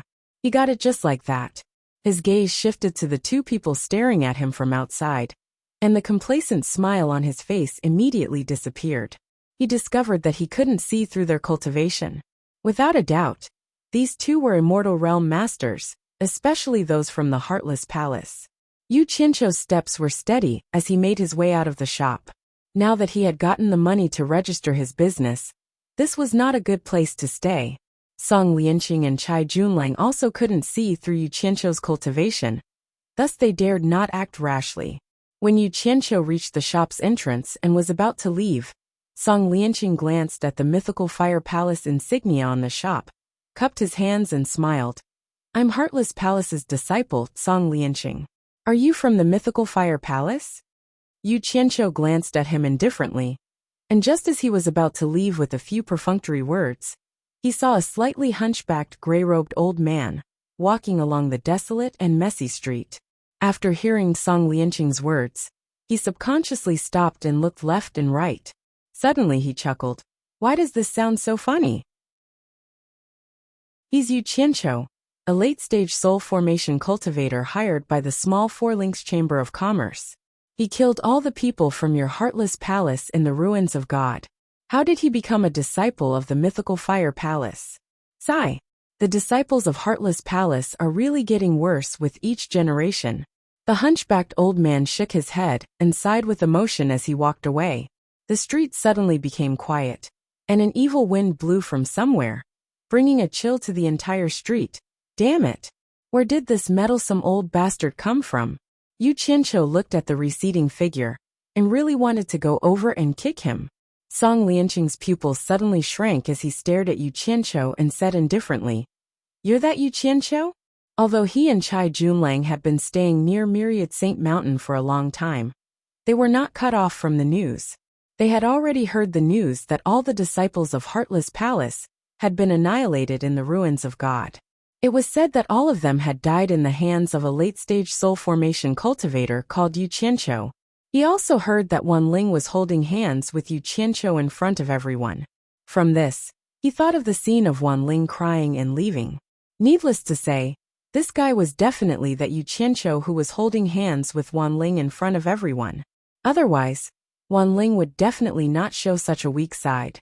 Yu Qianqiu had suspected that these 2 were helpers that Wan Ling had found. Now that he heard the other party's words, it was definitely not the case. Otherwise, it was impossible for them to not recognize him, and there was no need for them to do this.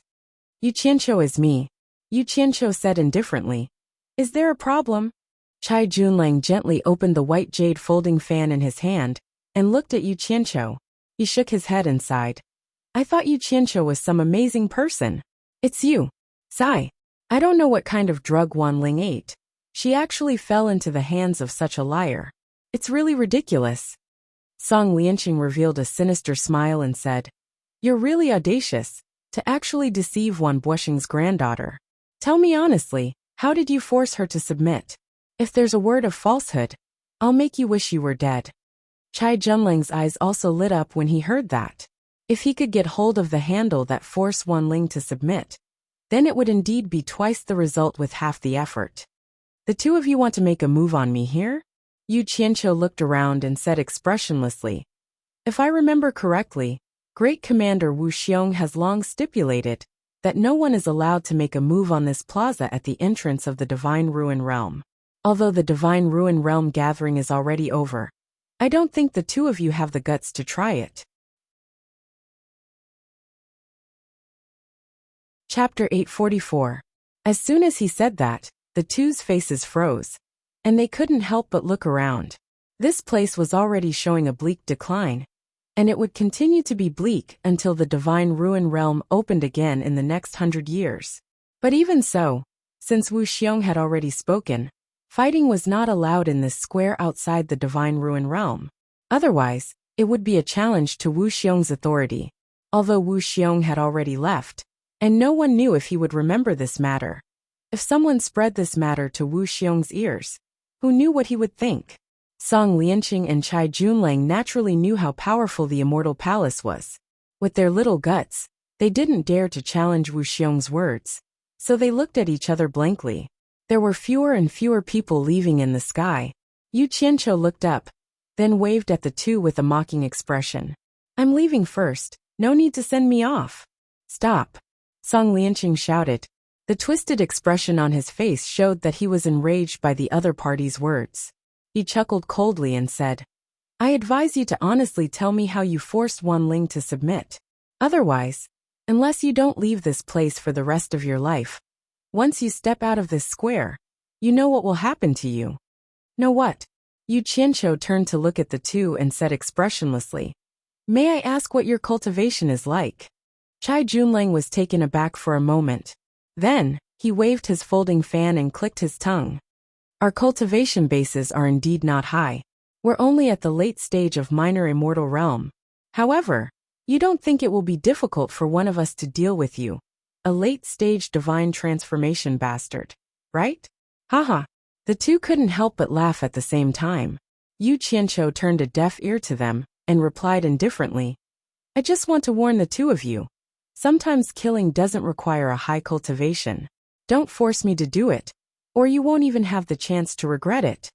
He had long wanted to test the power of the purple flames to see if killing immortals would feel good, but he didn't want to expose it so easily.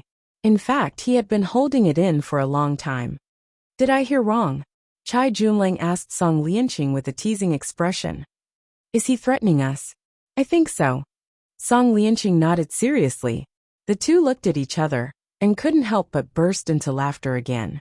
Yu Qianqiu's brows twitched as he flew up and circled twice in the air. Looking around, he realized that there wasn't a single person in the messy square. He snorted coldly in his heart and flew away. How incorrigible. Do you really think you can escape? Chai Junlang, who was floating in the air, put away the fan in his hand. Together with Song Lianqing, he turned into two streams of light and gave chase. On top of a mountain not far away, a ripple-like light curtain appeared out of thin air and flickered. Then it instantly converged into a transparent crystal bead. 5 people suddenly appeared. Wan Lihong grabbed the hovering fantasy immortal bead and turned to Wan Ling, who was beside him. Are you sure neither of them noticed anything amiss? Wan Ling pondered for a moment before replying. Probably not. She then turned to the hunchbacked old man behind her, cupping her hands in greeting. I'll leave this to Grand Elder. Once those two kill Yu Qianqiu, Grand Elder will need to snatch that 50 billion divine grade spirit stones back. The hunchbacked old man in Mu Wan's disguise nodded, watching the 4 of them turn into streaks of light and chase after Huang Xiaolong. He too turned into a streak of light and flew in another direction. After flying out of the messy square, Yu Qianqiu maintained his highest vigilance. pushing his cultivation to the limit as he sped toward the depths of the vast granite mountain range. Flying into a rocky valley, Huang Xiaolong landed at the center of the valley in a flicker. Your guts aren't small at all. Song Lianqing's cold harumph sounded in the air. Yu Qianqiu raised his head in apprehension. Even though he had a head start, the other party still caught up to him in the blink of an eye. An immortal realm master was indeed an immortal realm master, not someone a mere spirit-severing realm cultivator like him could compare to. Then I really want to see how big his guts are. I'll teach him a lesson first, lest a dead duck refuses to admit defeat. In the air, Chai Junlang folded the folding fan in his hand, shooting out in a streak of light. Almost at the same time he made his move, a white mist burst out from Yu Qianqiu's body. The streak of light pierced through the white mist, and a loud bang resounded in the valley. Crushed rocks flew in all directions, and the valley rumbled endlessly. The streak of light returned to the air, turning back into the folding fan in Chai Junlang's hand. The white mist dissipated, revealing a 10-meter deep pit in the valley below. However, Yu Qianqiu's figure was nowhere to be seen. Both of them blinked for a moment, then released their divine senses at the same time to scan the entire valley. Unfortunately, not a single person could be found. He escaped just like that. Impossible. With his cultivation base at the deity transformation final stage, there was no way he could escape right under his nose. The two of them looked at each other, then quickly separated to search every nook and cranny of the valley again. In the air, Wan Lihong and the others were also scanning the entire valley suspiciously under the effects of the illusionary immortal beads. They also couldn't see how Yu Qianqiu had disappeared. In short, after Chai Junlang attacked once, Yu Qianqiu disappeared for no reason. It was very strange. All of a sudden, their pupils abruptly contracted. From the 10-meter deep pit in the valley, Yu Qianqiu silently rose from the stone pit and slowly floated into the air. Only after his entire body emerged from the pit did Song Lianqing and Chai Junlang, who were searching the valley, discover him. Both of them stared at him in shock, with expressions of disbelief on their faces. Yu Qianqiu floated in the valley expressionlessly. The hem of his robes fluttered despite the lack of wind, and a violent killing intent surged out from his body. His eyes were half open as he swept his gaze over the two of them. He said indifferently, "You actually dared to attack me.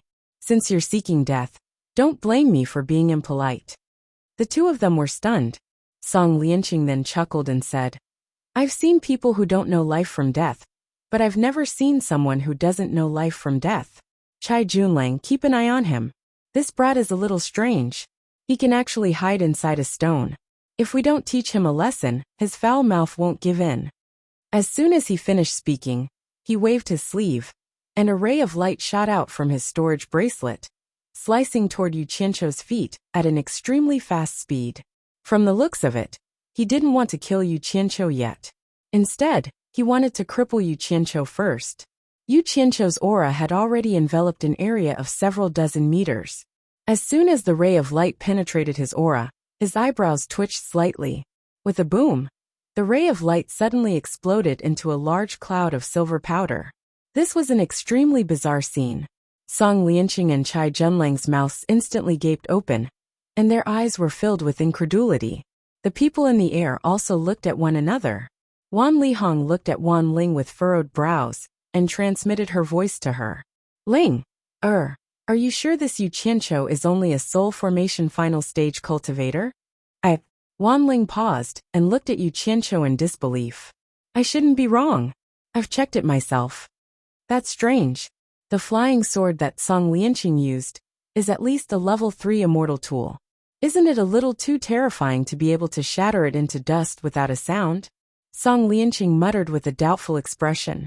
Taking advantage of the moment when the two of them were dumbstruck, Yu Qianqiu's aura quickly spread out and locked onto the two of them. Sensing that they were being locked onto, the two of them abruptly came to their senses. They quickly exchanged a glance and disappeared at the same time. Great star-sucking technique. A loud roar sounded from within the valley. Yu Qianqiu's eyes widened in anger. He spread his arms, and his claws tore out 2 clouds of white mist. At the same time, His figure abruptly retreated and dodged. His claws were like two white ribbons as they retracted into his sleeves. In an instant, the two dried corpses that had been drained of water suddenly appeared. They collided with each other at the place where Yu Qianqiu dodged, and fell to the ground at the same time. The two mummified corpses were struggling to get up from the ground. They looked extremely horrifying, but their movements seemed to be a little slow. The two corpses that got up together raised their heads and looked at each other. They seemed to be shocked by each other's appearance and waved their hands to attack each other at the same time. With a bang, the two of them were shaken by each other and took a few steps back. Suddenly, they looked at their outstretched hands at the same time and found that not only were they as thin as firewood, but they were also full of wrinkles. Then, they reached out with both hands and touched their faces and bodies. A series of ho-ho sounds of horror came from their shriveled throats. They seemed to want to speak, but couldn't make a sound normally. The two of them seemed to have scared themselves and retreated in disbelief. Yu Qianqiu looked at the two of them in surprise. He thought, "It's really good to have an immortal body. My absorbing star's great technique actually can't kill them." The few people in the air took a deep breath. They were really scared by the strange scene below. Wanling couldn't help but cover her mouth with her hands, afraid that she couldn't help but make a sound. "I want to see if you two dried corpses have the thick skin of an old monster." Yu Qianqiu's face was ferocious. He waved his sleeves and a 2-meter-long cyan saber appeared in his hand. He floated in the air and said indifferently, "You two, if you have the ability, quickly run away. Otherwise, don't blame my saber for being merciless." The two dried corpses raised their horrifying heads. Their eyes that had shrunk deeply in their eye sockets revealed fear. Without saying a word, they flashed into the air and escaped together. Although they desperately urged their immortal power, the meridians in their body had shrunk a little too much. It was difficult to circulate their true essence like usual. Their flying speed was not much faster than the birds in the sky. Perhaps it was because their bodies were too thin. When they flew up, they immediately drilled out of the loose neckline. Their clothes and shoes all fell to the ground. They saw two disgusting dried corpses flying in the sky. It was really a strange thing in the immortal world. Chapter 845. The reason why Yu Qianqiu told them to run was to see how these two fellows would react after being hit by his absorbing star's great technique, so that he could accumulate some experience when he fought with others in the future. In the end, he discovered that even though the two of them wouldn't die, they had already lost the ability to fight. The corner of his mouth curved into a cold smile. With a few swings of the saber in his hand, he disappeared from the spot and reappeared directly above the two flying figures. "The two of you, it was you who were heartless first. Don't blame me for being impolite." A voice came from above. Song Lianqing and Chai Junlang raised their heads and were instantly scared out of their wits. Without saying a word, Yu Qianqiu slashed his saber to the left and right. Two streaks of green light shot out, and two heads flew into the air. The two dried corpses instantly lost their ability to fly, falling diagonally towards the granite mountain range below. The people in the sky were speechless when they saw this scene. At their level of cultivation, it was rare to see someone fight with their own hands. What they didn't know was that Yu Qianqiu liked the thrill of raising his saber. Some habits were hard to change. What made them the most speechless was the fact that the Heartless Palace's Grand Deacon's grandson and Carefree Palace's Sect Master's grandson were killed just like that. After this incident, the two families would definitely trace the matter back to Wangutong, because many people saw them coming with Wan Lihong. At that time, how would they explain themselves? They couldn't possibly tell the two families that it was Yu Qianqiu who killed the two of them. Wasn't it obvious that they were going against the Immortal Palace or the Immortal Emperor? If they had to offend one side, they would rather offend the two families than that terrifying Immortal Emperor. "Linger, you've gone too far again." Wan Lihong sighed. Wan Ling was dumbfounded. Not to mention her, everyone thought that Song Lianqing and Chai Junlang might not be able to kill Yu Qianqiu, but no one thought that the two of them would die in Yu Qianqiu's hands. Two late-stage minor immortal cultivators couldn't even defeat a late-stage spirit-severing cultivator. A hunchbacked gray figure silently flashed to the back of a mountain peak and hid behind a huge rock, quietly watching Yu Qianqiu, who was floating in the air. When the people in the air saw this, their pupils shrank. Wan Ling transmitted her voice in shock. First Elder, what are you trying to do? Mu Wan's disguised hunchback elder replied in the direction of the voice transmission. Since those two fellows are useless, I'll do it myself. No. Wan Ling hurried to warn Huang Xiaolong through voice transmission. Once people find out that you killed an immortal emperor's secret agent, our Wan Gutong will be in big trouble. I don't think so. There shouldn't be anyone nearby. Even if I'm hiding someone, I'll disguise myself. No one will know who I am, and Wan Gutong won't be implicated. As long as I kill that brat, I will immediately go out and spread the news, saying that I saw Yu Qianqiu fighting with Song Lianqing and Chai Junlang here. And in the end, both sides were killed. I will make the scene more realistic. Mu Wan paused and said hesitantly, Miss, you can't be suspecting that I can't kill Yu Qianqiu, right? This person's skills are strange. First Elder shouldn't take the risk. Let's retreat. Wan Ling urged anxiously. Miss, don't worry, it's just a crooked magic art. It's fine against those two fools, but it won't work on me. Mu Wan's tone was confident, but he tactfully rejected. Yu Qianqiu stopped in the air and looked around. He slowly put away the blue flame broadsword. His intuition told him that there was danger approaching him, but there was nothing around him. After a moment's vigilance, he didn't discover anything. In a flash, he chased after the two headless corpses and pulled out the storage bracelets from their wrists. Just as he was about to remove the second storage bracelet, he felt a strong sense of danger approaching him. It was the kind of danger that could take his life in an instant. In the blink of an eye, a ray of golden light flashed and quickly enveloped him. Yu Qianqiu did not hesitate to take out the golden umbrella. Ever since he started practicing the animal fencing technique, he had a deep trust in this kind of instinct, and he had never made a mistake before. Bang! There was a loud sound, like a thunderclap from a clear sky. The strong wind was as fierce as a steel knife, sweeping across the ground. In that instant, the golden umbrella exploded with a strong golden light, instantly canceling out the sneak attack of the teleportation. At the same time, the power of the attack was reflected back. The sneak attacker's figure was quickly bounced back, and the hunchbacked Mu Wan appeared several dozen meters away. It's you! Yu Qianqiu, who was safe and sound inside the golden umbrella, exclaimed. He immediately recognized that it was the hunchbacked old man who exposed his identity at the entrance of the mythical Fire Palace shop. At this moment, Yu Qianqiu was so scared that his face was pale and his heart was pounding. He was secretly thanking the heavens and the earth for Bai Changchun.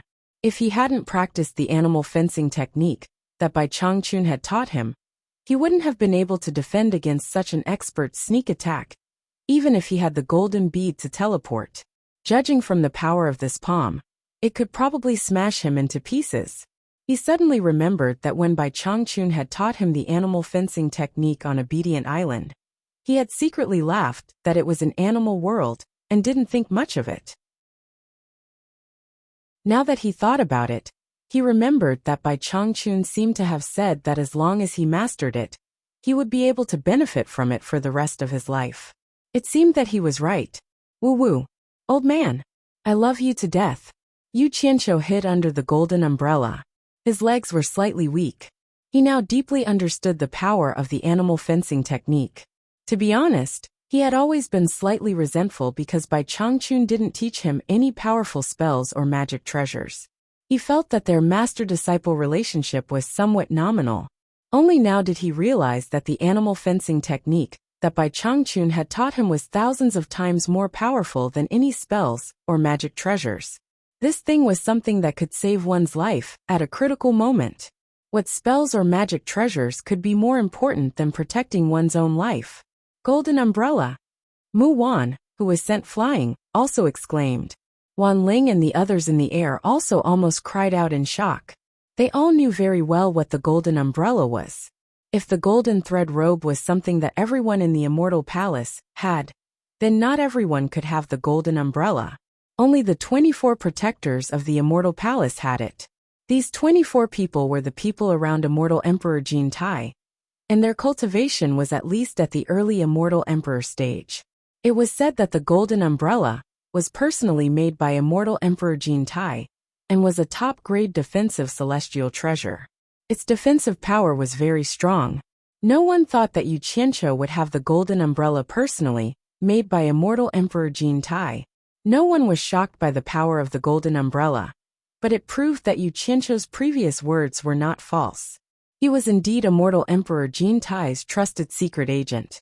Otherwise, he wouldn't have been able to obtain a treasure personally, made by immortal Emperor Jin Tai. Old thing. Who are you? You dare to sneak attack me? You must be tired of living. Yu Qianqiu shouted angrily. The light from the golden umbrella wrapped around him, and shot towards Mu Wan. He pushed his palms out and shouted, "Absorbing Star Great Technique."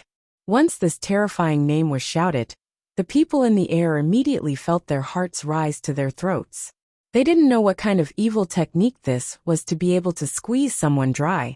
Mu Wan also came back to his senses and sneered. It's just a small trick. There's no need to embarrass yourself in front of this old man. After sensing Yu Qianqiu's qi activity locking onto him, his own qi activity quickly burst forth, directly blocking Yu Qianqiu's qi activity outside. He did not move, just stood there, and let Yu Qianqiu slowly absorb it. Yu Qianqiu was surprised. He immediately found that his qi was blocked by the opponent's qi. He quickly stopped and didn't dare to jump forward. Instead, he used teleportation and circled around Mu Wan several times, looking for a loophole to attack.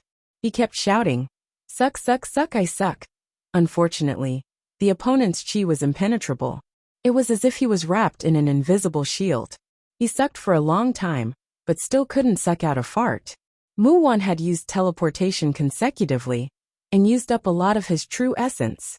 He knew that he didn't have a chance to succeed, so he quickly retreated, and looked at the hunchbacked old man in front of him in shock. Ever since he cultivated the absorbing star great technique, although he had only used it a few times, he never missed. Even Yan Juexing, who cultivated demonic arts, had suffered a great loss at his hands. However, he met his nemesis today. The absorbing star great technique was useless against this old thing. Kid, you didn't expect this, did you? Mu Wan snorted and said, I saw the weakness of your evil technique at a glance. As long as one's cultivation has reached the great immortal realm, their qi has been cultivated to the point that it's almost solid, and they can kill people invisibly. As long as they cover their entire body with qi to protect themselves, this evil technique of yours won't have any effect. He didn't explain this to Yu Qianqiu, but to the people in the air. Sure enough, Wan Lihong and the others were enlightened. So that's how it was. Wan Ling looked around and frowned. She transmitted her voice to Mu Wan.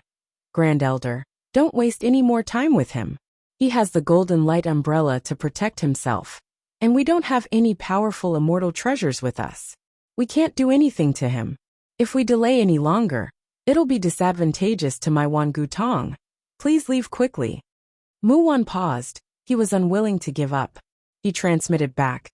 Miss, with this brat's cultivation, he can't use the golden light umbrella to its full potential. I'll try a few more times. I have a high chance of breaking it.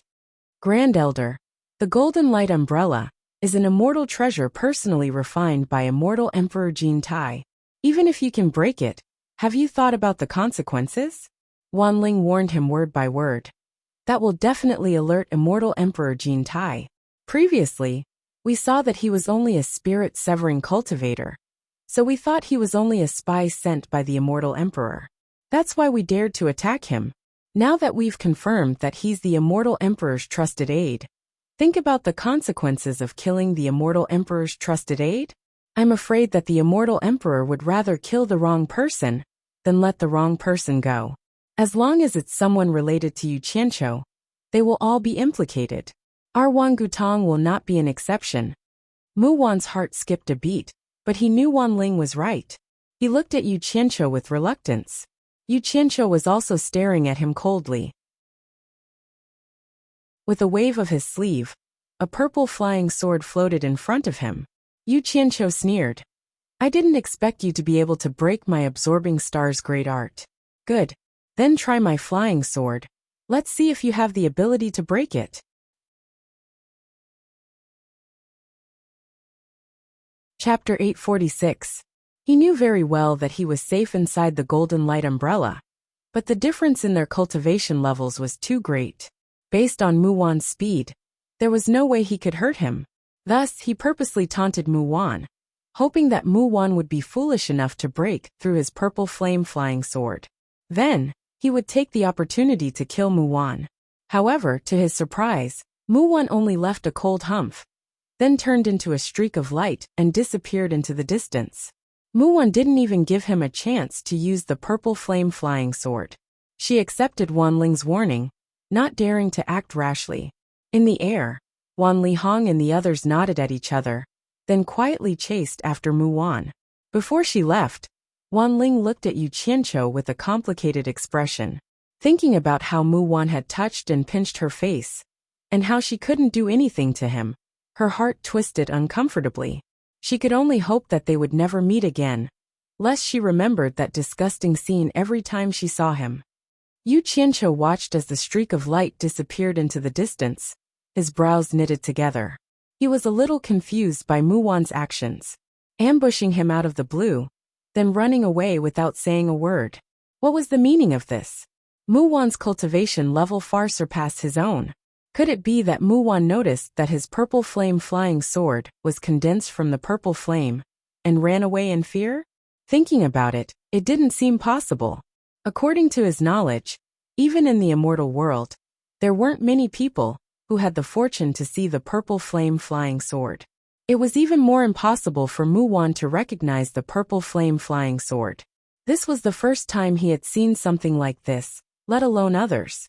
No matter how he thought about it, he felt that the problem was with the golden light umbrella. Muwan was probably scared away by the treasure from the immortal palace. Thinking of this, he began to worry. If Muwan leaked the secret of his golden light umbrella, then it would be troublesome. Who cares? If it really happened, this old man will not admit it even if he was beaten to death, and will instead accuse Muwan of framing me. Yu Qianqiu steeled his heart. He couldn't be bothered to think about it anymore. What he didn't know was that he was thinking too much. Muwan and Wantong's higher-ups would not spread this news, for they had their own concerns. Just think about it. They had already confirmed that Yu Qianqiu was immortal Emperor Jin Tai's trusted aide. If they leaked the news that Yu Qianqiu had the golden light umbrella, Yu Qianqiu would definitely suspect that Wan Gutong was behind this sneak attack. Ambushing an immortal emperor's trusted aide was not something Wan Gutong could afford to offend. Needless to say, Wan Gutong's secret would rot in his stomach. He cautiously looked around several times, not daring to put away the golden light umbrella that he had taken out, fearing that he would encounter another sneak attack out of the blue. After some hesitation, he identified a direction and lightly stomped his feet. The granite on the ground melted, and he sank into the ground along with the umbrella. After he sank, good. After Wan Tong had to that he had won the Earth he and he. Close to 2 hours later, he found himself out of the granite mountain range. Layers of soil appeared around him, and he quickly floated to the surface. When he emerged from the surface, he found himself in a barren land overgrown with weeds. Behind him was the granite mountain range. The barren land stretched as far as the eye could see. Among the lush grass, there were a few tall trees standing proudly. After Yu Qianqiu identified the direction, he didn't hesitate and sped away. On the green and yellow plains, tigers and wolves could be seen chasing their prey. The bloody scene did not attract Yu Qianqiu's attention. His eyes were filled with determination as he flew towards the horizon. Only when he noticed some special terrain would he throw a small silver ball into the air. The purpose of this trip was simple. He wanted to go to the hallucinatory immortal city and register a merchant association. He wanted the merchant association to flourish in the immortal world. He wanted to lead the cultivators in the immortal world to search for the miracle of life. Then, the miracle would begin with him. After flying at high speed for more than 10 days, Yu Qianqiu was in tears. Based on his current flying speed, if he was in the immortal world, he would have circled countless times. But in the immortal world, he had just flown out of this vast plane. How big the immortal world was became a question in his mind. It was another sunset. The sunset dyed Yu Qianqiu, who was flying at high speed in the sky, red. Even though he felt that his cultivation was not bad, he still felt that flying at high speed for more than a dozen days was a little too much for him. He grabbed a handful of elixirs and stuffed them into his mouth. As he flew, he slowly recovered his true essence. He felt that the effect was too slow and was considering when to get some elixirs. Suddenly he was attracted by the landscape below. Although it was still relatively bright high up in the sky, the ground below was gradually shrouded in darkness. In the dusky twilight, there was a scarlet mountain hilly area. There were few trees and bright red stone mountains everywhere. Yu Qianqiu, who was more or less tired, could not help but jump down. Taking the opportunity to admire the strange mountain scenery, he took a break and recovered his spirit. So he landed on a red stone pillar that was like a towering stalagmite. He looked around and found that the reason why the mountain was red was because of the Danxiao landscape. The mountain was undulating and dangerous, and the stone forest was like a mess. Under the sunset, there was a gray fog that rippled, giving people a feeling of palpitation. The undulating and messy stone forest seemed to hide some terrifying monster. Although the gray fog was thin, it seemed to be able to block people's vision. It seemed that no matter how high one's cultivation was, it would be difficult to peep at the secrets hidden behind it. The surroundings were dead silent. Yu Qianqiu felt that it was a little strange. Curious, he immediately flew into the depths of the gray stone forest. Along the way, he did not find anything unusual. In the depths of the messy stone forest, arched hills gradually appeared. The hills were full of caves of various sizes, and it was unknown how they were formed. Yu Qianqiu circled a few times in the gray fog and landed in front of a tall scarlet hill. Directly in front of him was a cave with a diameter of 5 or 6 meters. It was pitch black inside, and a faint gray fog was curling out from the inside. It looked very strange. After hesitating for a while at the cave entrance, he felt that the immortal world could not be judged by the common sense of the human world, so he did not dare to enter. He stretched out 2 fingers, and a dazzling red spark jumped and condensed at the tip of his finger. It became the size of an egg. He condensed all the ordinary fire in his body into this ball, and with a flick of his finger, it shot directly into the depths of the cave with a whoosh. Only to hear a muffled hum sound from inside the cave, and the entire belly of the mountain seemed to be ignited by the raging fire. The big and small caves on the hill instantly shone with red light, and one after another flames sprayed out. It was like thousands of fireworks had bloomed together. There was no doubt that the big and small caves on the hill were all connected. The cave entrance that Yu Qianqiu was facing was the place where the fire was the fiercest. The surging flames swallowed his body in an instant, but he did not avoid it, and stood quietly at the cave entrance, letting the fire engulf him. To him, he could not think of any fire in the world that could hurt him. Almost at this moment, from the seemingly empty hill came a series of shrill and angry squeaks. It was so sharp that it pierced one's eardrums, followed by the sound of countless flapping wings. Yu Qianqiu's pupils shrank slightly, and saw that in the raging sea of fire, there were dense black shadows that quickly escaped from the cave entrance like lightning. The squeaks immediately filled the air. After the raging fire rose for a while, it gradually disappeared and shrunk in the cave. Amidst the noise, Yu Qianqiu stared dumbfoundedly at the creatures that filled the sky. He never thought that the fire that he had set up on a whim would actually attract so many creatures. Bats. Each and every one of them was as big as a wash basin, and their bodies were covered in fur. What made Yu Qianqiu feel strange was that the fire that he had released actually did not harm the fur on their bodies. He suddenly recalled a type of bat recorded in the Illustrated Jade Archive. It was called the enchanting vampire bat, and it lived by sucking the blood of living creatures.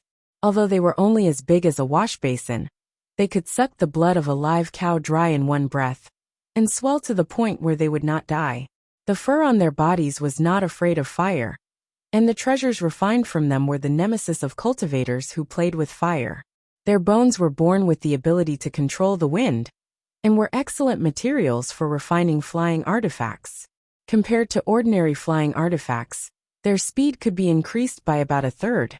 The most valuable part of the enchanting vampire bat was its pair of eyes.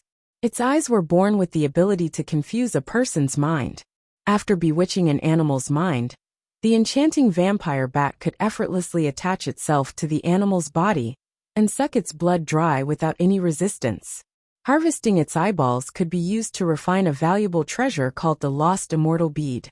Even if it wasn't refined into a treasure, it could be directly ground into powder, which was a colorless and odorless poison. Although it wouldn't kill, its greatest effect was to turn a person into a retard. To cultivators, this kind of non-lethal poison was often more frightening than a lethal poison.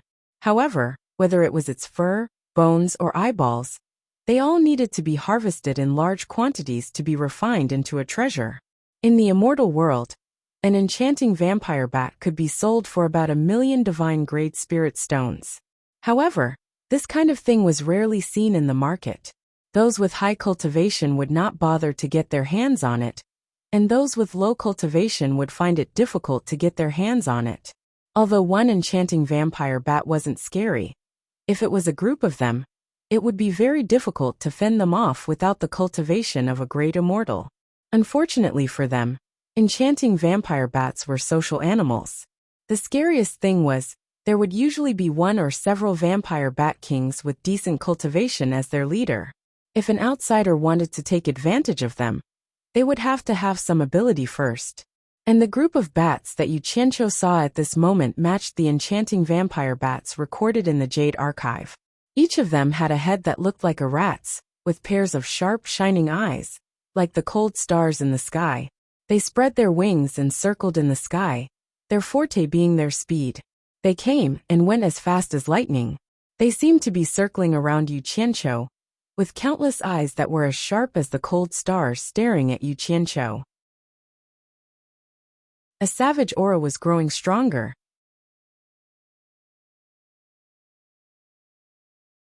Chapter 847.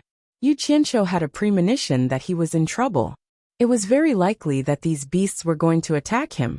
The pairs of snow-white fangs that were as sharp as steel nails on the rats' faces could explain everything. They were already ferocious.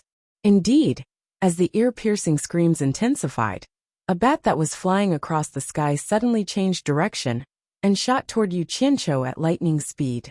It bared its fangs and bit at Yu Qianqiu's neck. "You're courting death, beast."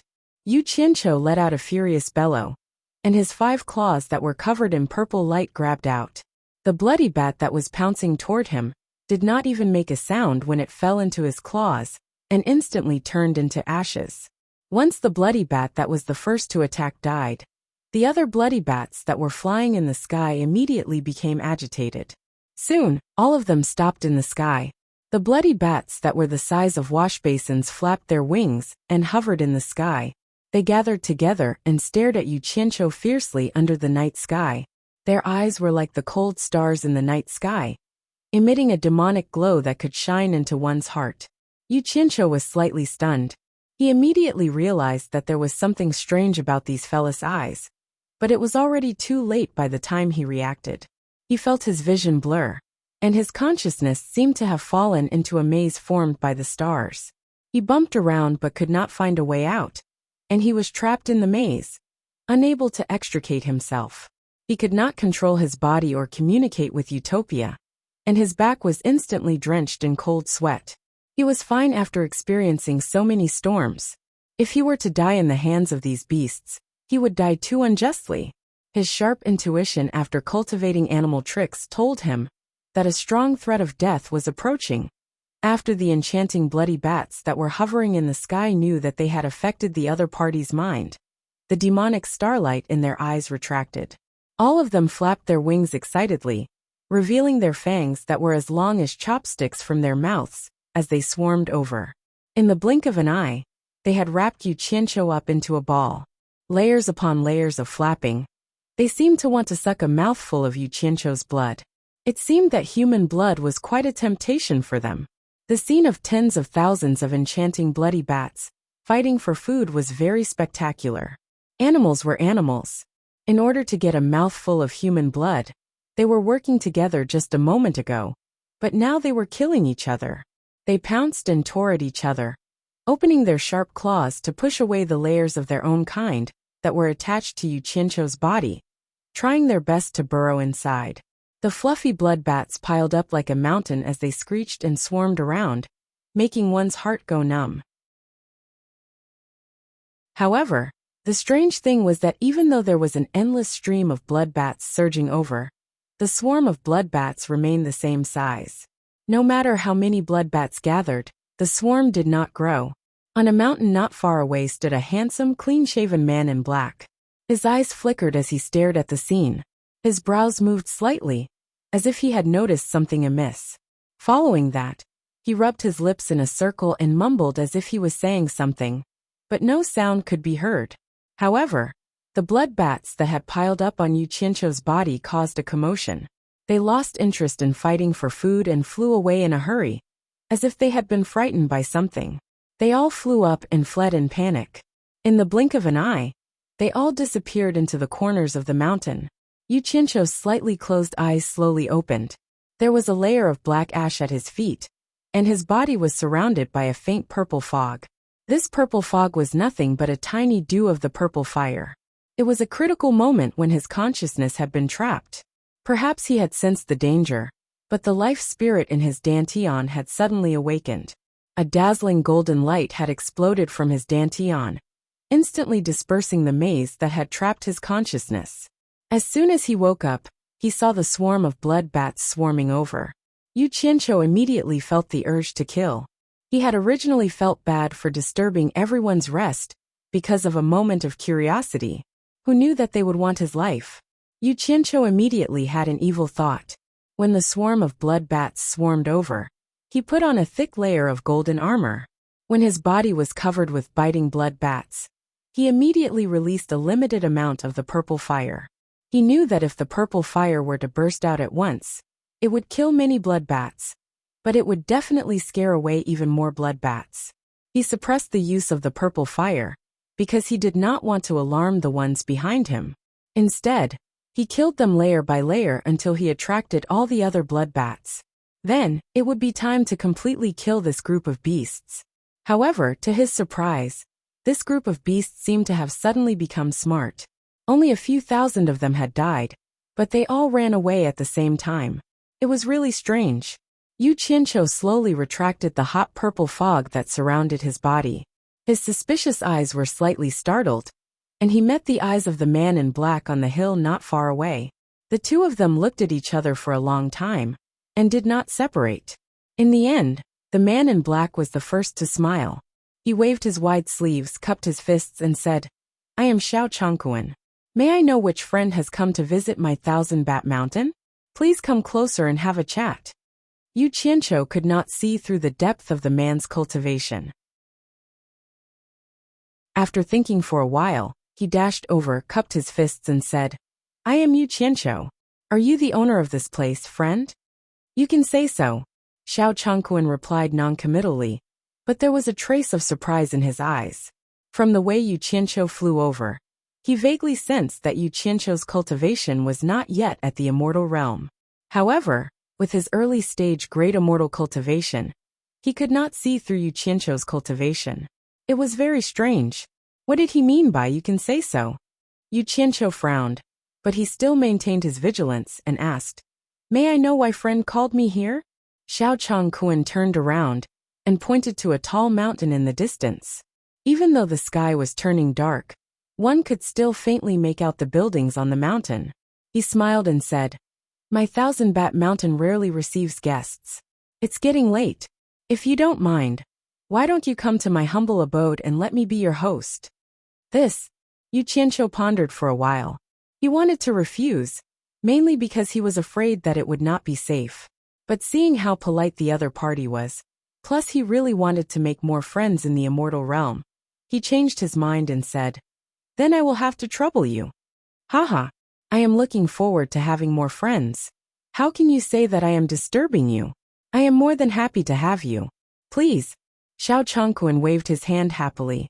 Yu Qianqiu raised his hand politely, and Xiao Chongquan immediately turned into a stream of light and landed on the peak. Yu Qianqiu quickly chased after him. As he flew near the peak, he paused for a moment to look at the building on the peak below. The building on the peak was not big, like a small Taoist temple. But the strange thing was that the whole building was directly carved out of the Danxia mountain. The building and the whole mountain were one. It was a unique scenery. However, no matter how Yu Qianqiu looked at it, he found it indescribably strange. Night had already fallen, so why was there not a single trace of light in the building? No matter how high the other party's cultivation was, this did not make sense.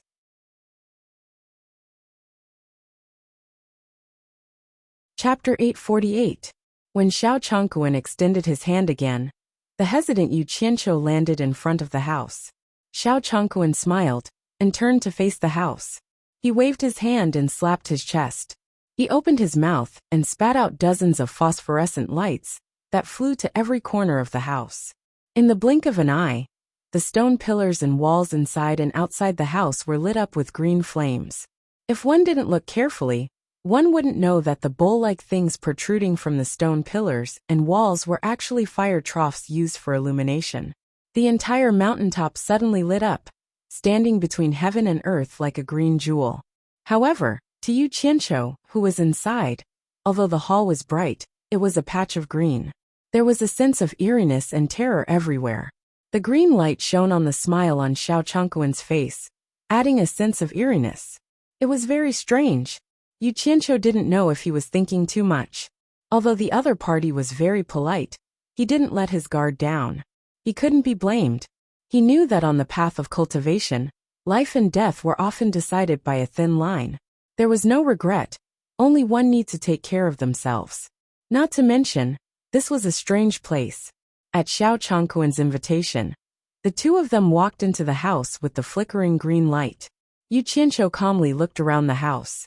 There were almost no furnishings in the house, only two stone chairs separated by a table. The strange thing was that the roof was covered with stone beams, and there were many traces of something being scratched on the stone beams. The layout of this stone house is really strange. Yu Qianqiu smiled and said casually, "It's just materials from the wilderness.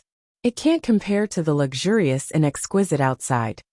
Xiao Chongquan pointed to the two chairs in the middle and smiled. "Brother Yu, please sit. Although I don't have anything good in this wilderness, I do have some fragrant tea that is rarely seen outside. Brother Yu, please wait a moment, I'll go get it." Brother Xiao is too polite. There's no need to trouble yourself. Yu Qianqiu waved his hand. Of course. This is how we treat our guests. I'll be there in a moment," Xiao Chongquan insisted. He quickly walked toward the stone door by the wall and walked down the stone stairs. Yu Qianqiu quickly scanned the surroundings. His gaze paused for a moment, fixated on the two chairs in the middle. Normally, the surface of a stone chair that people often sat on would be smooth, but the surface of these two stone chairs was rough, as if no one had ever sat on them. He tilted his head and glanced at the stone door. Then, he gently floated up and silently flew into the stone door, following the stone stairs that spiraled downwards. It was so dark inside that he couldn't even see his fingers in front of him. After going dozens of meters deep into the belly of the mountain, a stone door blocked his way. Yu Qianqiu sneered and directly entered the wall beside the stone door. After fusing with the stone, he immediately sensed that there was a rather large space in the belly of the mountain. As he approached the edge of the space, the stone in front of him automatically melted to reveal a small hole the size of a soybean. Yu Qianqiu squinted his eyes and looked through the small hole. Inside, Xiao Chongquan was indeed seriously boiling a pot of tea. The light from the small stove illuminated Xiao Chongquan's meticulous expression. Yu Qianqiu heaved a sigh of relief.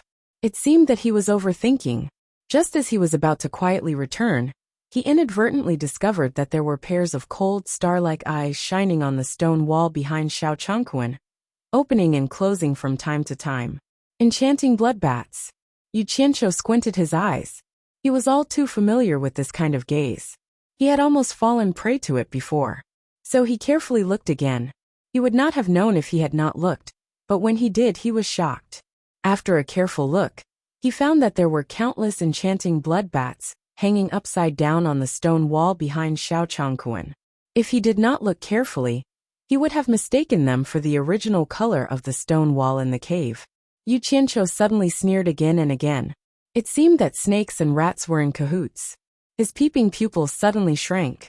He saw Xiao Changquan pick up the sand pot on the small stove and put it on the tray on the stone table. After opening the lid, he immediately saw that it was steaming hot. It was also at this moment that Xiao Changquan's handsome and indifferent face suddenly became ferocious and terrifying.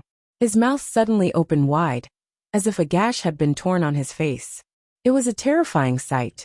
The most unacceptable thing was that two snow-white fangs the length of half a chopstick suddenly flipped out of his open mouth.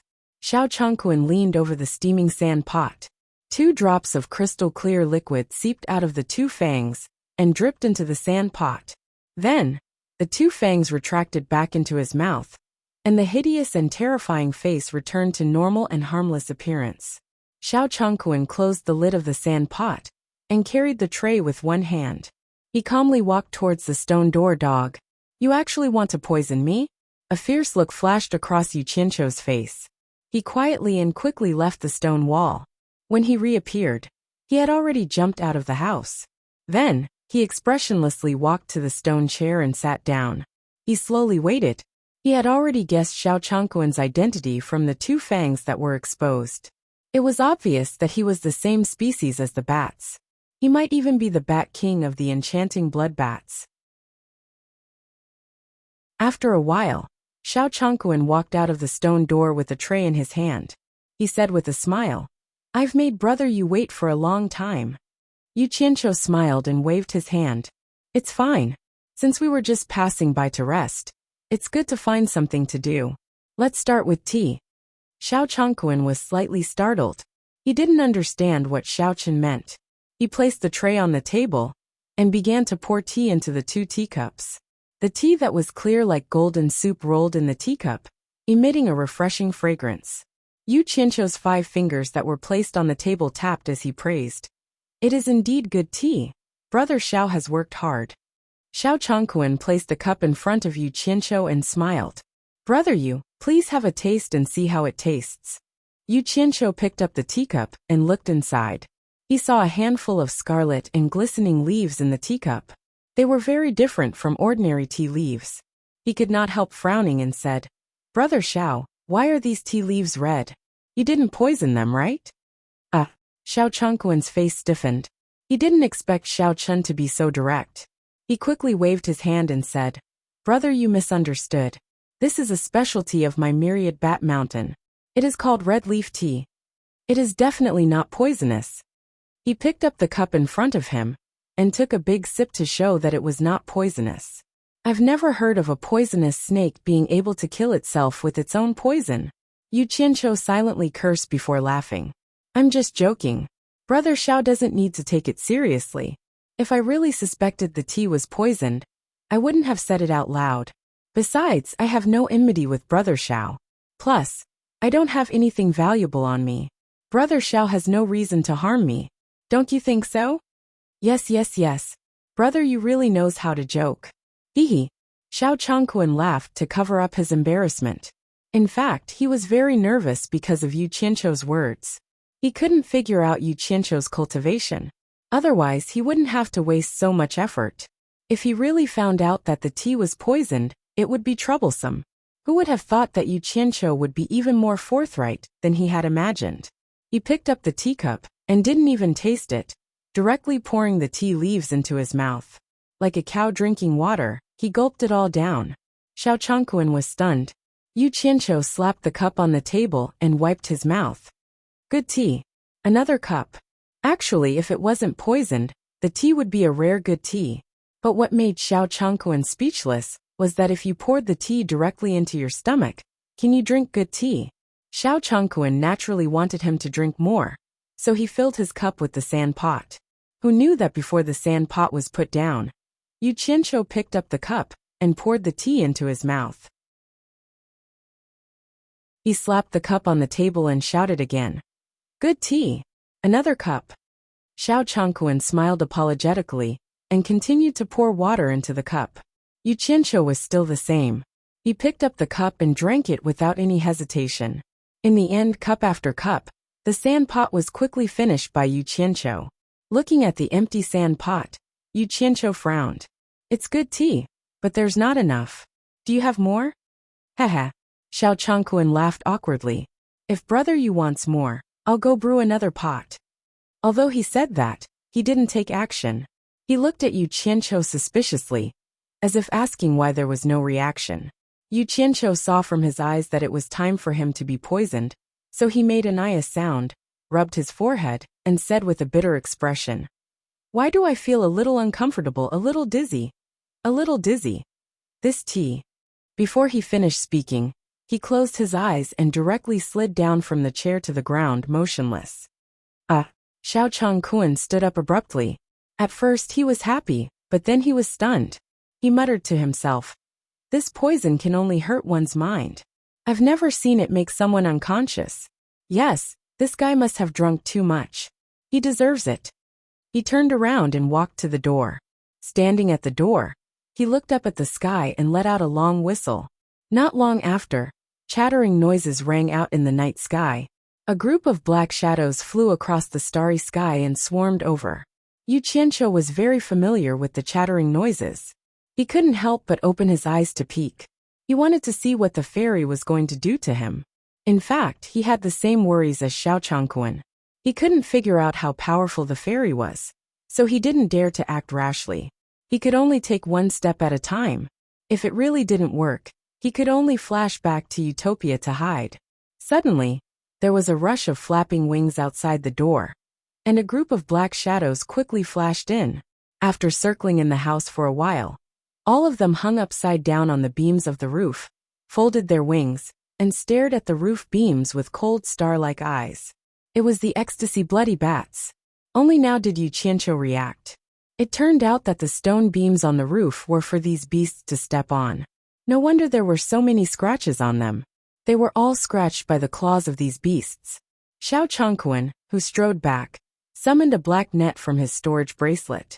With a flash of black light, it immediately tied up Yu Qianqiu tightly. Xiao Changquan waved his hand and said, "Bring him back to the ancestor."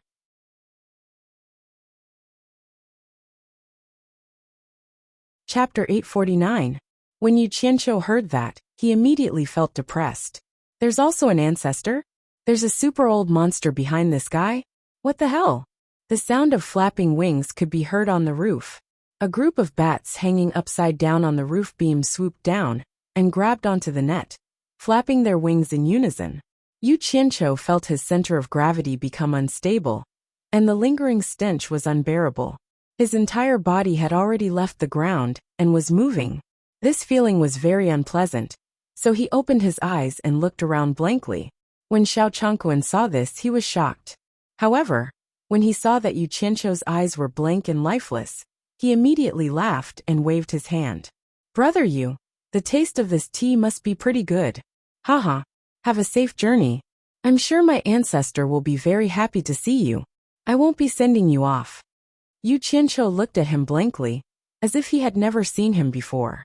His entire body was dragged out of the house by a group of large bats. He looked at himself getting further and further away from the building at the top of the mountain. Xiao Changquan was still standing outside the house and waving at him with a smile. "Dog, don't be happy too early. There will be a time for you to cry." Yu Qianqiu gritted his teeth and cursed in his heart. Actually, when he poured the poisonous tea into his mouth, it was directly sent to Utopia to water the plants. He didn't touch a single drop. He was fully capable of escaping now, but after thinking about it, he decided to let nature take its course and take a look. If he wanted to take revenge, he had to find out the other party's background first. If he wanted to take revenge, he wouldn't even know what was going on. If he wanted to do it, he had to cut the weeds and eliminate the roots. A group of bloodbats used a net to slowly drag Yu Qianqiu into the depths of the mountains. Actually, it was quite comfortable to sway like this, but the stench emitted by the group of bats was really unpleasant. Yu Qianqiu resisted the urge to explode. Under the starry sky, the ground was like an abyss, making it impossible to know where one was. The group of bats surrounded Yu Qianqiu and slowly descended into the largest abyss. After descending for about 100 meters, they dragged him horizontally into a cave in the mountain wall. The cave was quite long. After flying for a while, a warm and gentle light gradually appeared. Yu Qianqiu felt quite curious and wanted to see his surroundings. However, he was completely blocked by the damned bats, and he could only vaguely sense the light shining in. Yu Qianqiu felt quite curious. Just as he was turning his head to look around, he suddenly felt himself losing his balance. His eyes lit up, and the blood bats released their claws, allowing him to fall rapidly. His eyes lit up. The group of blood bats had already released their claws, and he was falling rapidly. Before he could react, he heard a bang sound. Yu Qianqiu was in a daze, and his face was twitching. He could only watch as the group of bats flew back the way they came. Soon, he was attracted by the environment he was in. This was a huge palace, and it was a rare jade palace. Everywhere was smooth and white jade, and there were all kinds of jade carvings. There was even a milky white luminous pearl that was the size of 2 fists hanging on top of the palace. The gentle light was reflected in every corner of the jade palace, and it was very beautiful. The entire jade palace was integrated, and it should be a jade palace that was directly excavated from a large jade vein. Such a luxurious scene made Yu Qianqiu secretly exclaim in admiration. This was really a good place. As he was looking around, his eyes suddenly froze, and his pupils suddenly shrank. On the 9-step-high platform in the main hall, there was a thick jade couch, and on it sat a man in a green robe with his eyes closed. He had green hair, green eyebrows, and a green mustache. He had a protruding mouth and monkey cheeks. Needless to say, this person must be Xiao Chongquan's ancestor. Yu Qianqiu pondered for a while, and just as he was considering whether to leave, he suddenly saw the man on the jade couch open his eyes. Yu Qianqiu was startled. He suddenly had the urge to laugh in his heart. He finally understood why a person would be described as shifty-eyed. The word shifty-eyed was simply born for this person. But this person didn't know that he had a mustache that belonged to a rat. However, his pair of small eyes that were rolling around were still quite spirited. Another one. It just so happens that I haven't had one in a long time. The man with the protruding mouth, monkey cheeks, and rat eyes nodded with satisfaction. He slowly floated out of the couch and stood on the ground, swinging his incomparably wide sleeves as he strode over. Without a word, he raised his foot and kicked Yu Qianqiu's thigh twice. He twirled his mustache and clicked his tongue. I really couldn't tell. You don't look strong, but your body is full of muscle, and you must have a lot of blood essence. You're only at soul formation stage. How come you can't even see through me? The strength of those 2 kicks was not small, and Yu Qianqiu had to clench his teeth to restrain himself from cursing. Just as he was thinking about how to find an opportunity to launch a sneak attack with the purple flames, he saw the azure-clothed man open his mouth and spit out an egg-sized bead. The entire bead shone with a dazzling azure light, and it was filled with a boundless and powerful aura. It instantly lit up the entire palace, and it was extremely eye-catching. The cyan bead slowly floated towards Yu Qianqiu, who was trapped in the net. The cyan light shone in all directions. Every time the azure light was spat out, Yu Qianqiu could feel a huge pressure pressing down on him.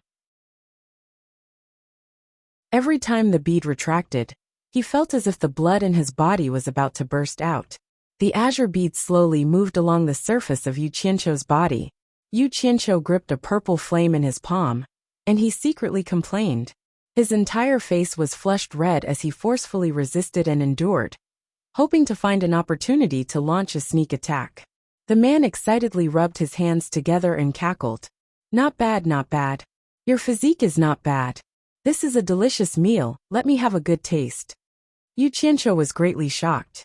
It was clear that the opponent was going to make a killing move, but he didn't have the confidence to land a hit. From the corner of his eyes, he saw the azure bead moving up from his lower body, and his heart suddenly moved. Almost at the same time, Yu Qianqiu made up his mind. With lightning speed, he directly broke through the net and grabbed the azure bead in his hand. He quickly teleported to the corner of the palace, and with a flash of purple light, The net that was binding him turned into ashes in the blink of an eye. The man in blue was stunned. He couldn't believe that someone could easily break through the black gold net. After he came back to his senses, he angrily screamed, "Give me back my inner core!" "Stop!" Yu Qianqiu shouted. He didn't dare to let the man near him. The hand that was covered in purple light tightly held onto the azure bead in his hand. However, the azure bead in his hand was not under his control. It struggled more and more, and it was not something that he could control with his cultivation. Left with no choice, the power of the purple fire suddenly exerted pressure on it. The azure bead in his hand let out a sizzling sound, trembled, and immediately became obedient. To be honest, Yu Qianqiu didn't want to destroy the azure bead in his hand. Without a doubt, the treasure that was hidden in the opponent's body was definitely not simple. It was just the right thing to use to threaten the opponent. If he destroyed it, the opponent would definitely fight him to the death. As long as he couldn't kill the opponent, he would undoubtedly make a mortal enemy in the immortal world. Just as he used the purple fire to pressure the azure bead, the man in blue let out an "ah!" and held his head with both hands, letting out a shrill scream. Yu Qianqiu was startled. He looked at the azure bead in his hand and realized that this thing was actually connected to the strange man's body. If the azure bead was damaged, the opponent would also be implicated. Thinking about the two words "inner core" that the opponent said, he immediately understood. It must be the opponent's inner core, no wonder. Looking at the strange man who was trembling in pain, Yu Qianqiu immediately had an evil thought. If he directly destroyed this inner core, would he be able to get rid of this future trouble? With this evil thought in mind, he immediately put it into action. Purple light circulated in his palm, and the incomparably strong and intense temperature of the purple fire instantly acted on the azure bead. The green-clothed man immediately let out a blood-curdling scream. His entire body exploded into a cloud of green mist with a wong sound. A huge green shadow appeared and flew around the huge palace while screaming, "Wah wah! Quickly stop, we can discuss anything." His cries for mercy echoed in the palace. Yu Qianqiu stared dumbfoundedly at the huge green shadow that revealed its original form. The opponent's original form was actually a huge green bat, with a wingspan of 5 to 6 meters. He had never seen such a huge bat before, and it was green in color. Hearing the opponent say that everything could be discussed, Yu Qianqiu's eyes brightened. He immediately regained his composure and controlled the power of the purple fire. The huge green bat's body softened, and with a "pada" sound, it fell to the ground while shivering. It was truly a huge lump, and it was an eye-opener for Yu Qianqiu. Buzz! The green mist exploded, and the huge bat once again transformed into its human form. It crawled on the ground while shivering and wailed, "Xiao Chong Kuan, you little bastard! I have always treated you well, yet you dare to frame me." It was crying so pitifully that even if someone's parents died, they might not necessarily be as sad as he was. Yu Qianqiu looked at the azure bead in his hand and immediately laughed. It really was a lucky hit. He didn't think that he would be forced to act, and he would actually be able to grab this old monster's weak spot. Interesting. He immediately coughed and said, "Don't cry so much, this matter has nothing to do with that little bastard. I was the one who let him capture me." Ha! The bluish-clothed man suddenly stopped crying. He raised his tear-stained face and choked with sobs. "Is what you said true? I am a person who dares to say anything, but I will never lie." Yu Qianqiu patted his chest as a guarantee, and then immediately sneered. "That little bastard actually tricked me into drinking poison tea, but he found the wrong target. How could a mere poison tea do anything to me? So I beat him at his own game. I wanted to see what that little bastard was up to, see who his backer was, and why he dared to scheme against me. I didn't expect you to be the backer who allowed him to run amok. Today you are out of luck." Hearing that it was like this, the bluish-clothed man immediately stopped crying. Instead, he appeared to be somewhat comforted. He waved his wide sleeves to wipe away his tears, and directly stood up. However, his legs were still a bit weak, and he swayed a few times before stabilizing himself. It was clear that he had suffered quite a bit just now. On his already pale face, his small eyes darted around, and he cupped his hands in apology. This is truly a misunderstanding. Normally, that little bastard Xiao Changkuan wouldn't easily make a move against others, because we also don't want to cause trouble. You're tuning in to the Li Mei's Sword of Destiny YouTube channel. We're so grateful for your support, and don't forget to subscribe to join us on this incredible journey through captivating stories. Your generosity through donations truly makes a world of difference, as it's the primary source of revenue that allows me to expand and enhance this channel for you. Thank you from the bottom of my heart for being a part of this adventure.